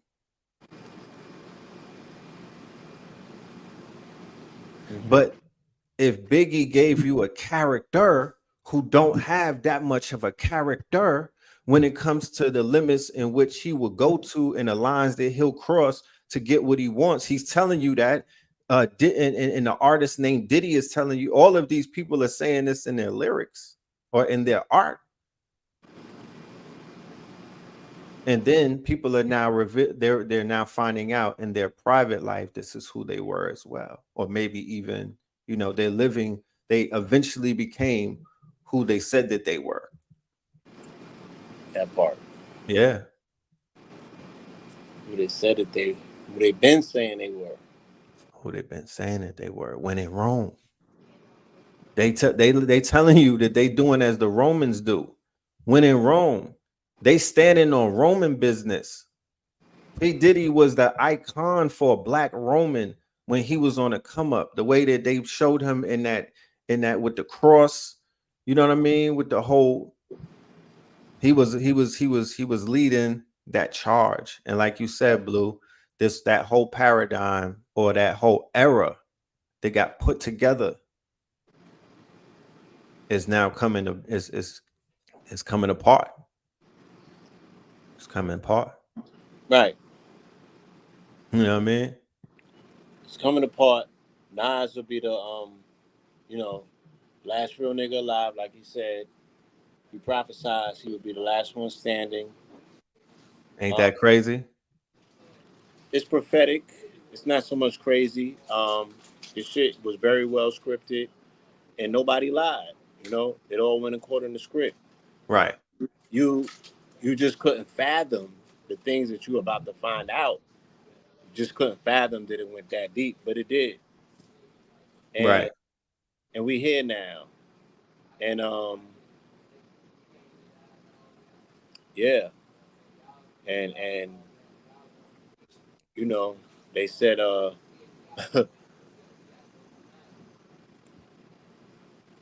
Jay-Z performed again. What, at the Tom Brady thing? Nah, they did something at the Tonys last night. Oh, with Alicia Keys? Yeah. Yeah, I didn't see. I saw the Alicia Keys part. I didn't see the Jay-Z part. Yeah. You But know, the Tom Brady one was telling. yeah, I was about to touch on that. You know what I'm Oh, saying? let's go. You know, and somebody that was there commented on my post, which was important. I need context to put things in their proper perspective. I mean, because we see what we see, you know what I'm saying? But the reality of the situation, homie said they threw him on first. Right. People hadn't filled in their seats yet. I'm like, but that says a lot. Like, Jay-Z don't open no shows. Like, The fuck? yeah, this nigga's a show closer. Like, You feel how you me? gonna have Jig at the show and you blow that? So that within itself says a lot. But I'm hearing his voice, you know what I mean? Right. I'm hearing the timbre and the tone in his voice, and the confidence is not there. So Right. when a nigga catches an L or they're not sure themselves, you know, that's how you definitely can tell. That's why in battle rap it's such a crime to fall to crack. Right. You know what I'm You gotta saying? take your whooping. You cannot fold. You can't, yeah, if your voice crack, if you skip, you miss a ball, things of that nature, those things count against you. Um and evidence of that we can see for sure that this is a sweet science is look at Drake and look at J.A.S.O.N. The confidence is gone, and the confidence is cooking in the solar plexus where your sun is at, and you hear that through the voice. It passes through your heart. Your heart registers whether you believe that shit or not. Right. It And if creates you the do, frequency. yeah, if you do, it's gonna put some extra oomph on it, and it comes through your throat. Throat shock. Right. So your solar plexus through the heart, right? It takes that left path and it comes out the larynx, you feel me, with an expression. It's the logos. You proclaim it. And then it hits the people and they feel it vibrational, Facts. right? Because their ajna, their third eye is gonna be like, oh, that's the truth. Feel it in Facts. your crown. That's how you get goosebumps when it resonates through the body. That's that timbre of the voice that makes the skin crawl because it's resonating. So when you're when and I'm saying about it, if we can judge the greats on the criteria that I just explained, that you know I can scientifically explain to you when something is slapping, then you also know when something is no longer slapping, especially if you remember when it used to slap. Right. And I seen this nigga, what's the word for that shit? Code switch, like when you change your voice amongst white folks. Yeah. Code There's a, switch. yeah, code. Yeah, so you know that he has different tonal frequencies if you've seen him code switch before. Yep. And I'm begging niggas, don't do this with me, right? Because I will walk. I got receipts. I'll go right to the videos. I know what interviews it was and everything, right? They was Right. dog walking him in these interviews, and he changes his tonality when he's around white folks that he's scared of. That he has to look. Facts. He changes his tonality. He has two voices. So when you hear him performing and his voice is not in it, it's no longer connecting with you. It's no longer grabbing a part of your inner ear. You got to be like, okay, something has happened to him where his confidence has swayed because the shit ain't hitting no more. And to me, the lyrics don't sound the same no more because we grew so much in the last 2 or 3 months that, at least for me, it's like, yeah, like if I have to confront artists that were considered to me to be the best artists in my pantheon, then this is an audit that I have to do as well. And I've partied and bullshit long enough with this music, even when I knew that it wasn't all the way right and exact.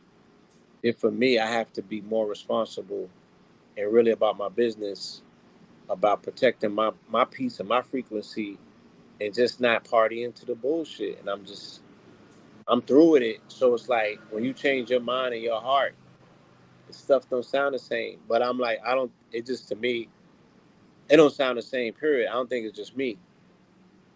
I think that when I read that comment section, people felt the same way. Right. Like, it just don't feel the same. It don't sound the same. He don't look the same. He ain't the same. Something ain't right. And when something ain't right, something ain't right. And that's good that we could get to a place where we can finally tell niggas like, nah, I'm good, son. Like, I'm not listening to no more Ye music. It don't hit the same. And I always knew that he was a weirdo. So that comes as no surprise. It's just like, yeah, if you finish, you're finished. And it's time that we turn a new page and we look for um, new talent. You know what I'm saying? We look for some new moments in music. Don't ever find yourself saying that you're looking for some new idols, because that was the problem to begin with. You know what I'm saying? Facts. So yeah, hopefully we don't see dude like just go down desperately on PR campaigns, trying to nigga explain without nigga explaining. Cause it's like, in my mind, I was like, oh, he got to come back with new music. This is the only thing that he knows To do. to do to get the people back in the conversation with him. So I heard they was dropping the music or coming out with something. I don't know, but I suspected that's what he would be doing. And This is a rollout. the 7-year anniversary of 444 is actually the day that we're doing our lecture. And Oh, is that right? Yeah, June 30th. We'll acknowledge that for what it is in the moment in time that it was, right? But it's been 7 years. If he think that he could subsist off of the fumes of 444, next year is not gonna be his year, bro. It's gonna get ugly. But this year will continue to reveal things about BIG until ultimately we find out who had a hand in his transition. Yes, we will. I definitely see in adjacent months. Yes. The story of who had their hands in this man's assassination, because they are trying to close the case on the Vladimir's channel,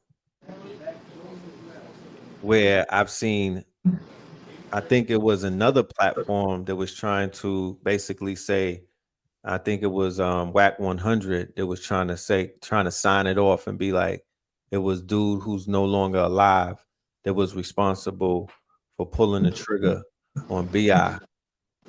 But when I heard that Gene Deal did an interview where he was speaking about all of the parties that had a reason to be there that night to unalive either BI or Puff, because there was two groups that were after them, right?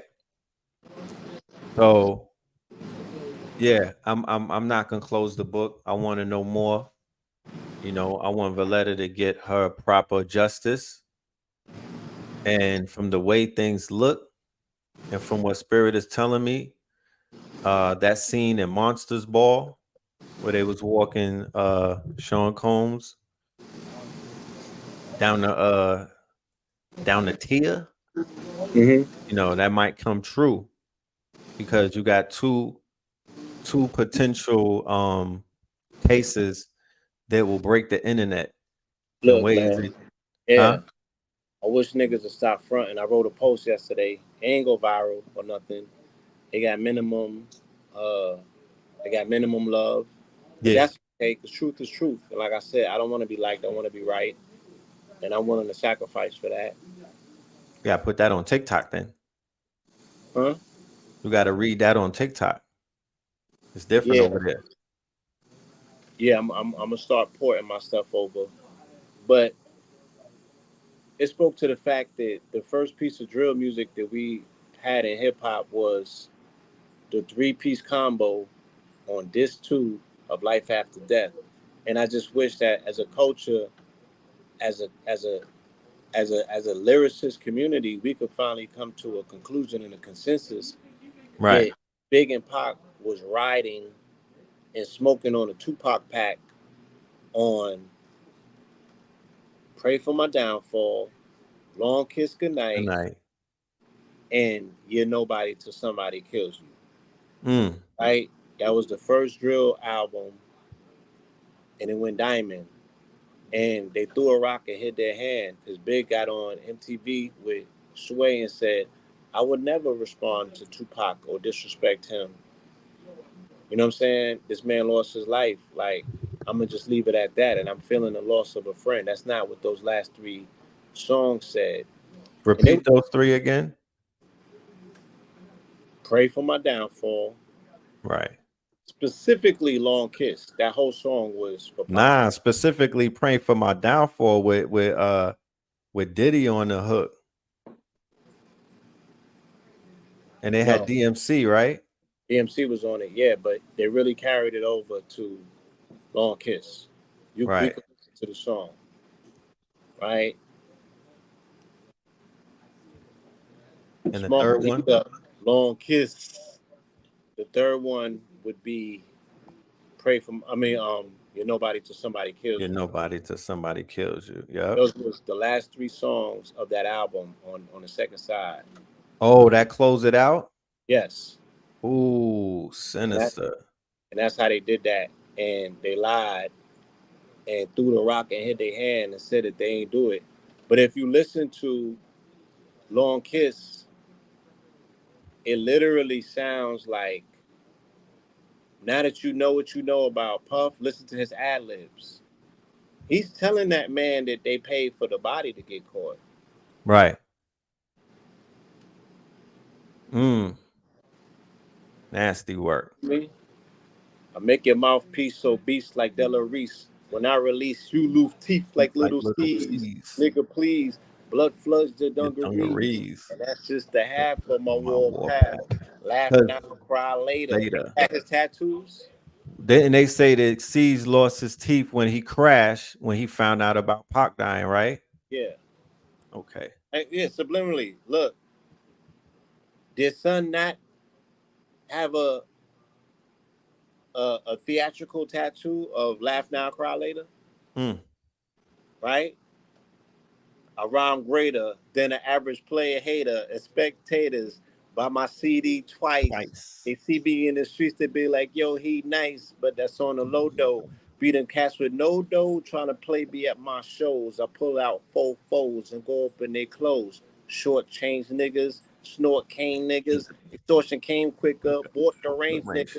You still tickle me. I used to be as strong as Ripple B. The little C's cripple me. Now I play hard like my girl's nipple be. The game sound like a pickle bee. Y'all know the rules. Went from BK to New Jerusalem. Think about all the planes we blew, bitches we ran through. Now the year's new. I will lay my game flat. I want my spot back. Take 2. Motherfuckers mad because we blew. Niggas envious. Too many niggas on my dick. Shit strenuous. When my men bust, you just move with such stamina. Slugs missed ya. I ain't mad at ya. We ain't mad at ya. Blood rushing, concussions ain't nothing. Catch cases come out fronting, smoking something. Ain't that what Pac does? Sipping white Russians, bitch in the Benz bumping. I laced it with the basics. Come on. Lick shots, smoke his head. Wait. Lick shots, smoke his seat up. Go on the ashtray, spark the weed up. Long kiss. Time for you to die as I kiss yo. So it was told to me that a flame and gas, same and that. These fucking maniacs put my names in raps. What part the game is that? Like so backwards. I smoke backwards and Dutchies. You can't touch me. Try to touch me. Slugs go touchy touchy. You're bleeding lovely with your spirit above me or beneath me. Your whole life you live sneaky. Now you less eternally creepy. You burn when you beat me. Rest where the worms and the wheat be. My rap guys, baptized rap guys. Put holes in most. A hold of toe shaky. Look what you made me do. Brains flew. Come on, Oh son. my goodness. They rolled on him. He's sliding on them. Oh They God. slid on him. Oh my goodness. It's right there. Slid on him. Bring that back.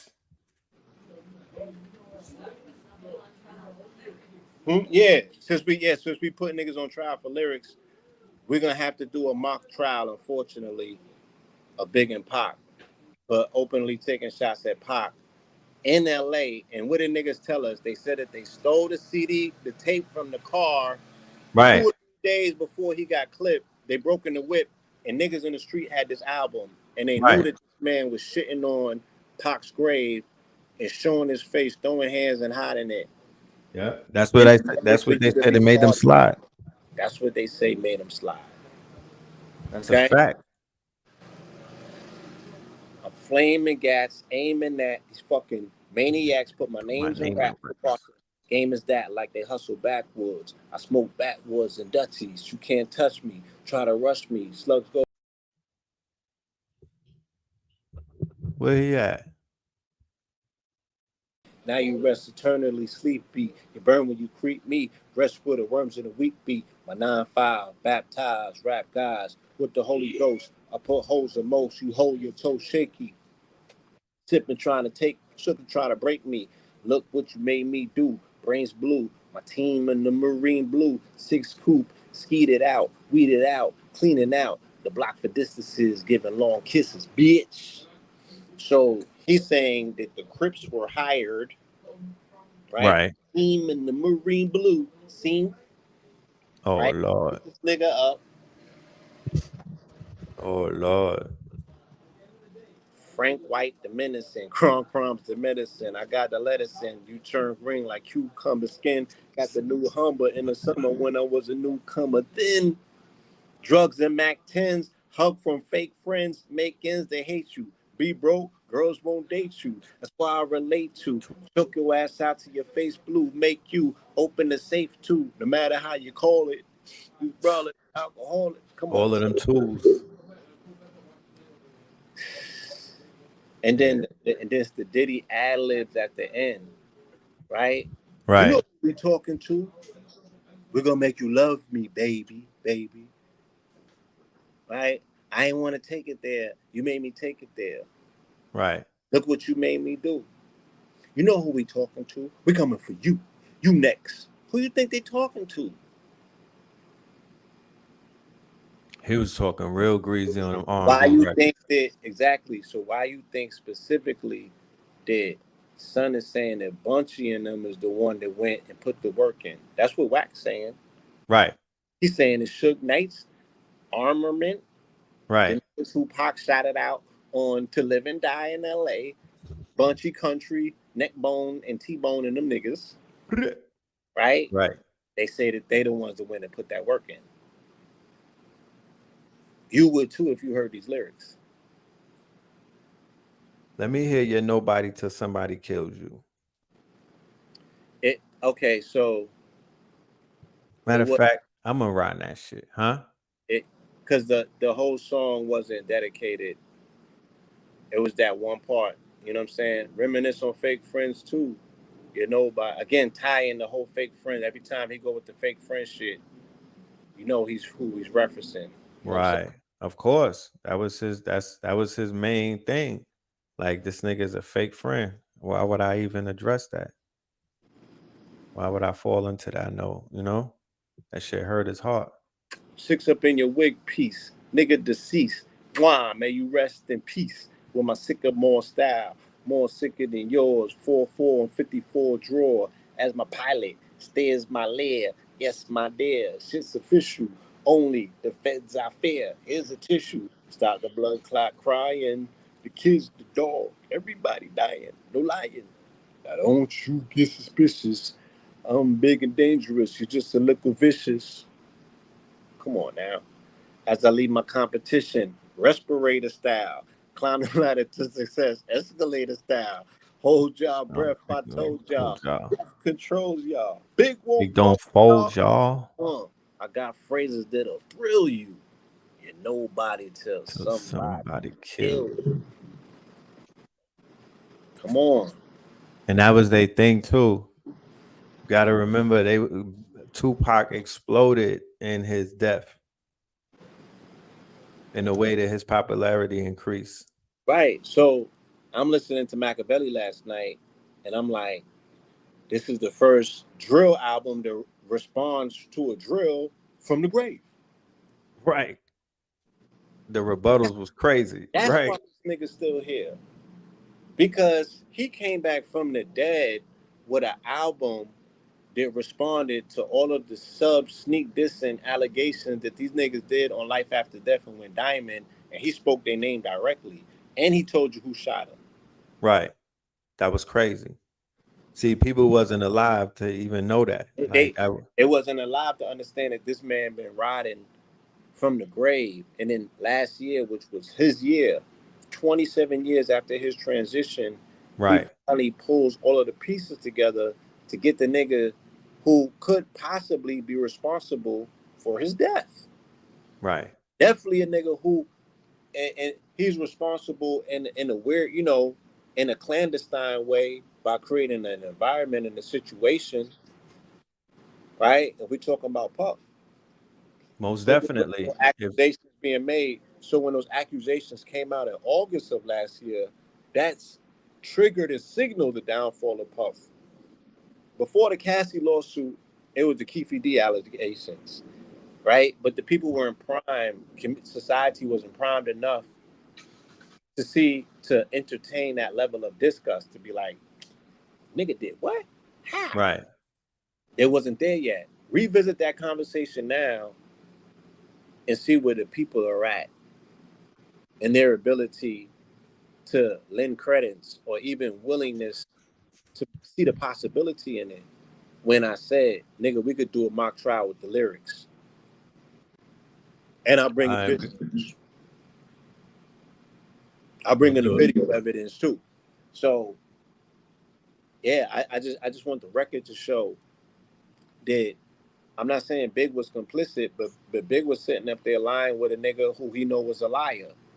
And this is a teaching lesson, a cautionary tale about how deep in the pit do you get with a nigga that you getting money with? Because all money ain't good money. All Right. alliances and allegiances is not something, when you playing in a fucking pit of vipers, chances are you gonna get bite. You're gonna get bit, and that bite might be, you know what I'm saying, the one that you don't get up from. And some was playing in a pit of vipers against a shining serpent. And Right. everybody got stung. Fucking with this messianic, maniacal nigga called Tupac Amaru Shakur. Right. You know what I'm saying? And I mean, think about him. Think about him in the aspects of his Kundalini. Like, what if he burnt out at sacral and never made it to solar plexus or heart, let alone throat chakra or ajna? His Kundalini did not properly unfurl. Like, we seen the nigga in his 2-stage rung of his life. Right. It wasn't the 24, full 25, like 25. Right. He didn't even reach his 30. his full unfurling. Yeah. That was not his apex. He becomes the epitomized personification of the revolution. He's a cub of the, a bastard of the party, a panther cub. You know what I'm saying? He's at the forefront of a cultural revolution by way of hip hop. He's cemented. He's all the way in. He's an actor rapper. You know what I mean? He got one foot in revolution, the other foot in ratchetness, and he gets clipped. And all of that goes with him. Right. And it has not been resurrected since. You feel me? And the person that would stand to benefit the most from that is the person who initially comes through and thwarts the revolution by making a what was once a party plea. And a party plea was the Black Panther Party plea or the Revolutionary Party plea. And that party plea was party and bullshit, or the revolution won't be televised. And they Right. flipped that on his head with Easy Mo B and turned it into an anthem celebrating party and bullshit, with B.I.G. being the first single off of Bad Boy Records. Facts. And All we again, want to do like is I said, party. when he pulled the plug on Wu-Tang, that's why years later, this year now, you seeing Method Man confirming what I've been told you, that he must have just got the memo, nigga. They turned your lights out in 1995 Summer Jam. Right. When they You just stopped now realizing that 20 years 20 later, years later. Right. that your lights got turned out when Diddy got on stage and told Hot 97, it's me or them niggas. And they wasn't playing Wu-Tang music for 20 years on Hot 97, nigga. That's when your lights got turned out. Right. And When now the you have audience looking for ODB.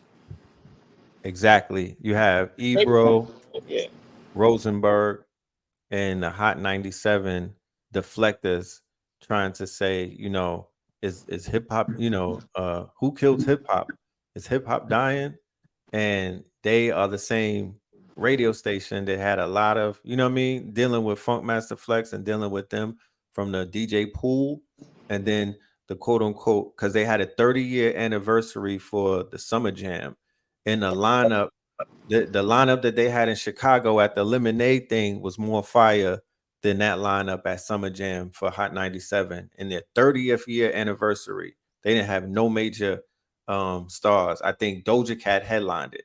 In the 50th year of hip hop. No, in the 50th, right. It's still in the 50th. It didn't end. Yeah, these niggas don't know how to count. It ain't end. It ends at the end of August. I ain't heard that hashtag since. But we are within the 50th, y'all. We are still within the 50th, guys. It's called a year. But it's crazy.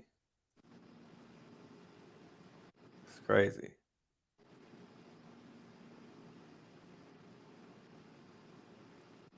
Yep. Yeah. So, a lot going on. Like I said, a lot to put in perspective because, shit is given. It is. You know what I mean? It's given. Definitely is. It's moving at a very, very accelerated pace, which is a great thing. We are in the quantum quickening, the J.A.S.O.N months that are coming ahead. Let's give them a brief breakdown on what they have to look forward to on the 30th when we get together and we do the When in Rome J.A.S.O.N presentation. I believe this is our 5th installment. Ladies and gentlemen, we started this in Boston, right? When in Rome series. This is a whole series.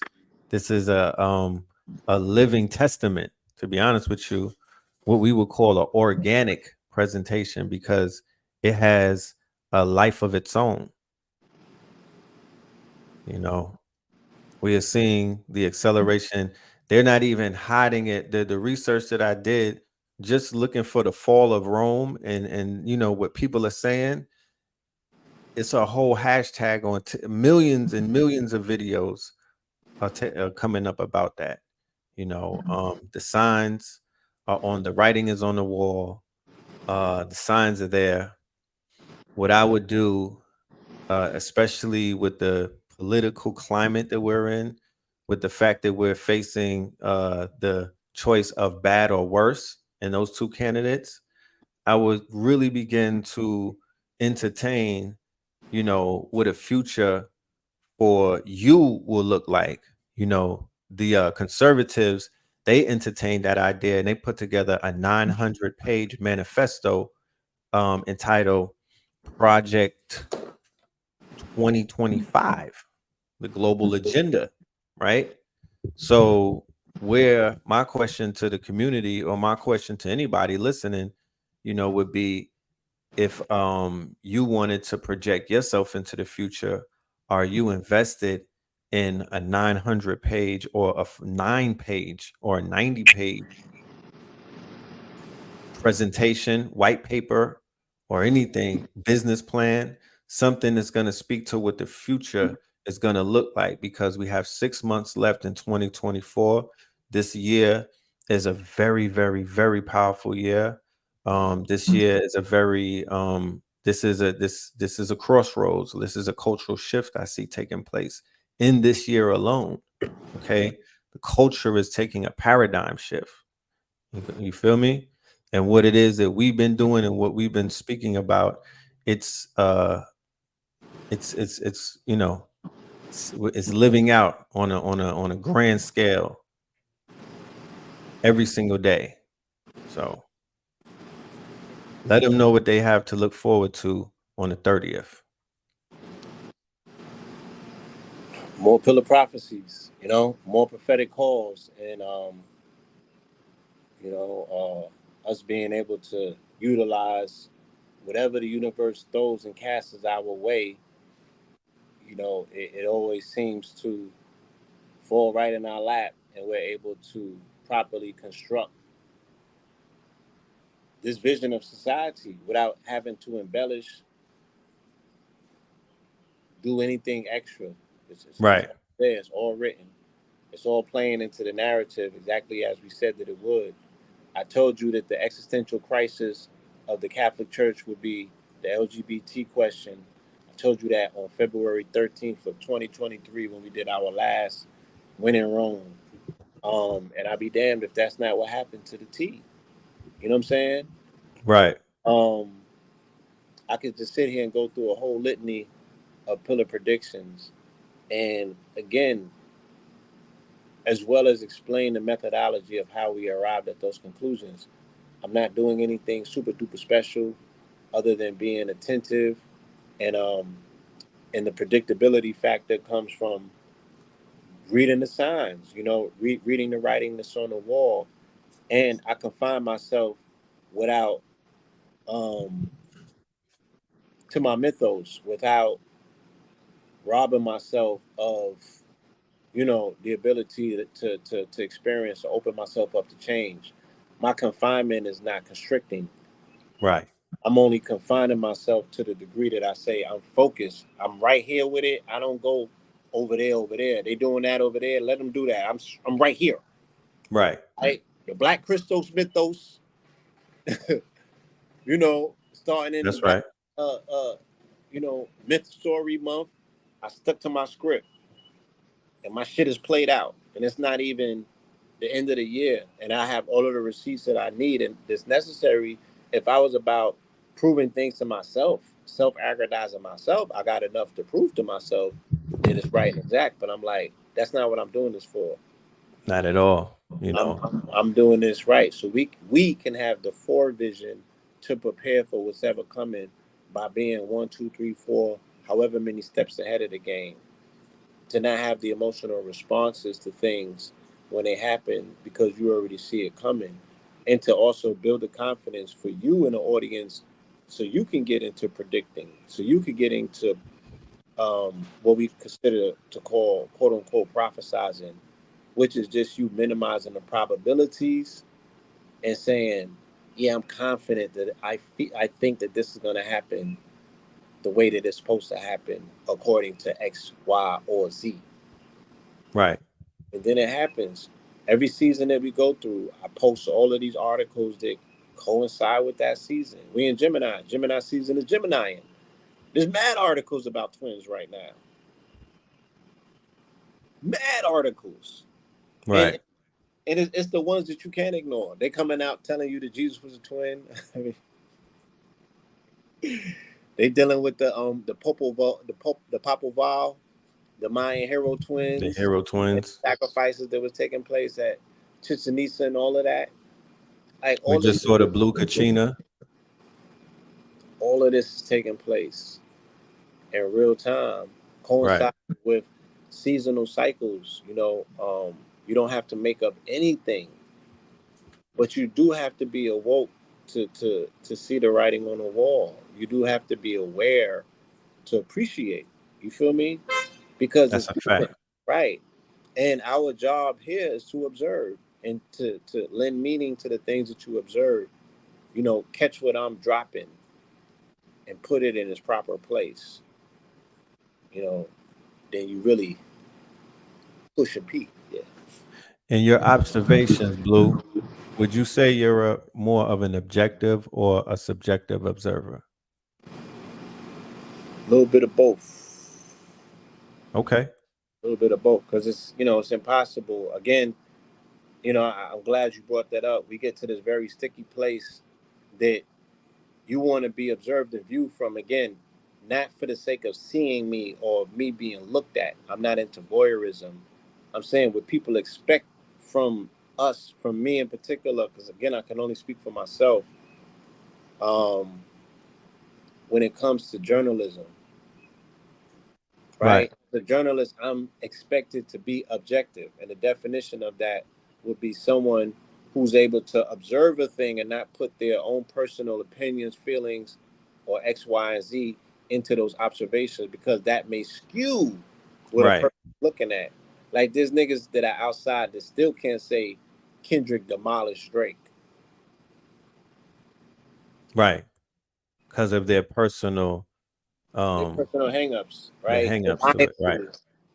Um, Matt Hoffa right now is having a nigga explaining moment on his program across series, across interviews, not just one. Oh, that's the Vlad way.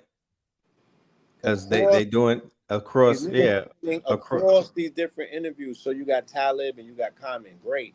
So he's nigga explaining his hangups with consciousness as him always feeling as an outsider and not being able to hang with the conversations. Initially, when niggas was holding ciphers, it was short bus niggas who was on the side that wasn't part and parcel to right. high level conversations that felt left out, that grew up hating the concept of consciousness and information, only to find out that regardless of whatever you go through, whatever nigga moment you think that you having, at some point you're gonna hit a wall and you're gonna need consciousness to read them fucking contracts, Right. resolve these conflicts that you having with Right. individuals, their circumference, be a father, Right. right? Be a mate, a spouse. All of Right. these things waiting for you when you niggas decide to grow up.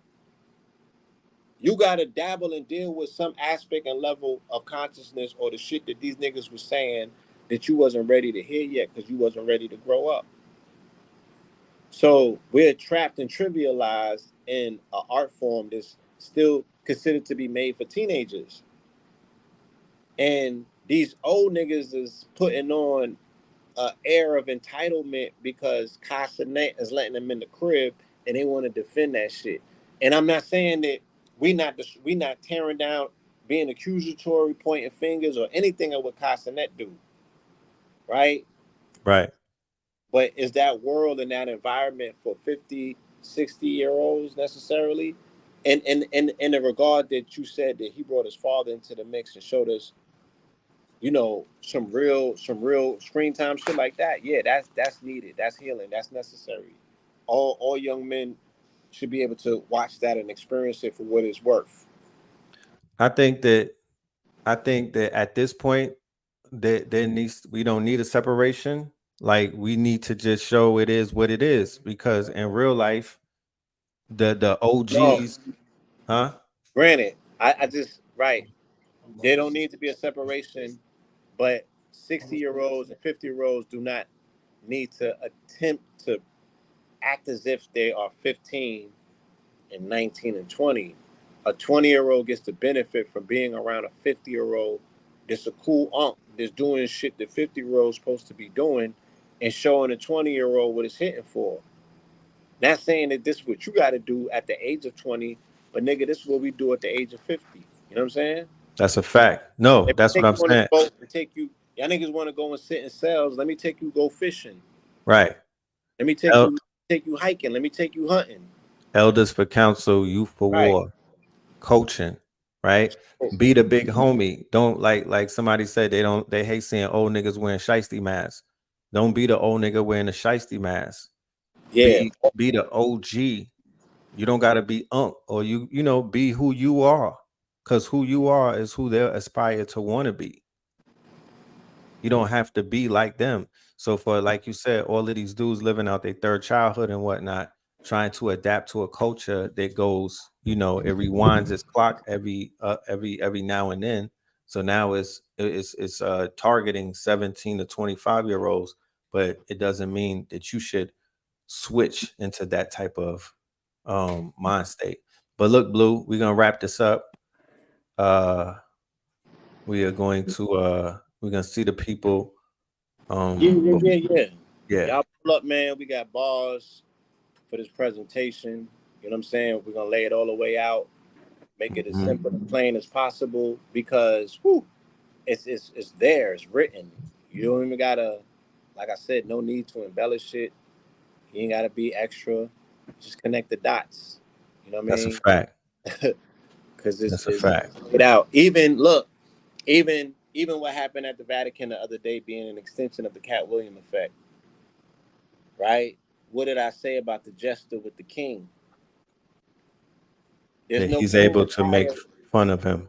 right? There's no king higher in the European world than the pontiff. And the pontiff opened up his court to the court jesters and had a heart-to-heart with them and told them how important that they are to the narrative. Why would he do that? Right. Because of the Cat Williams effect. The joke's on you, right? Pull up on June 30th.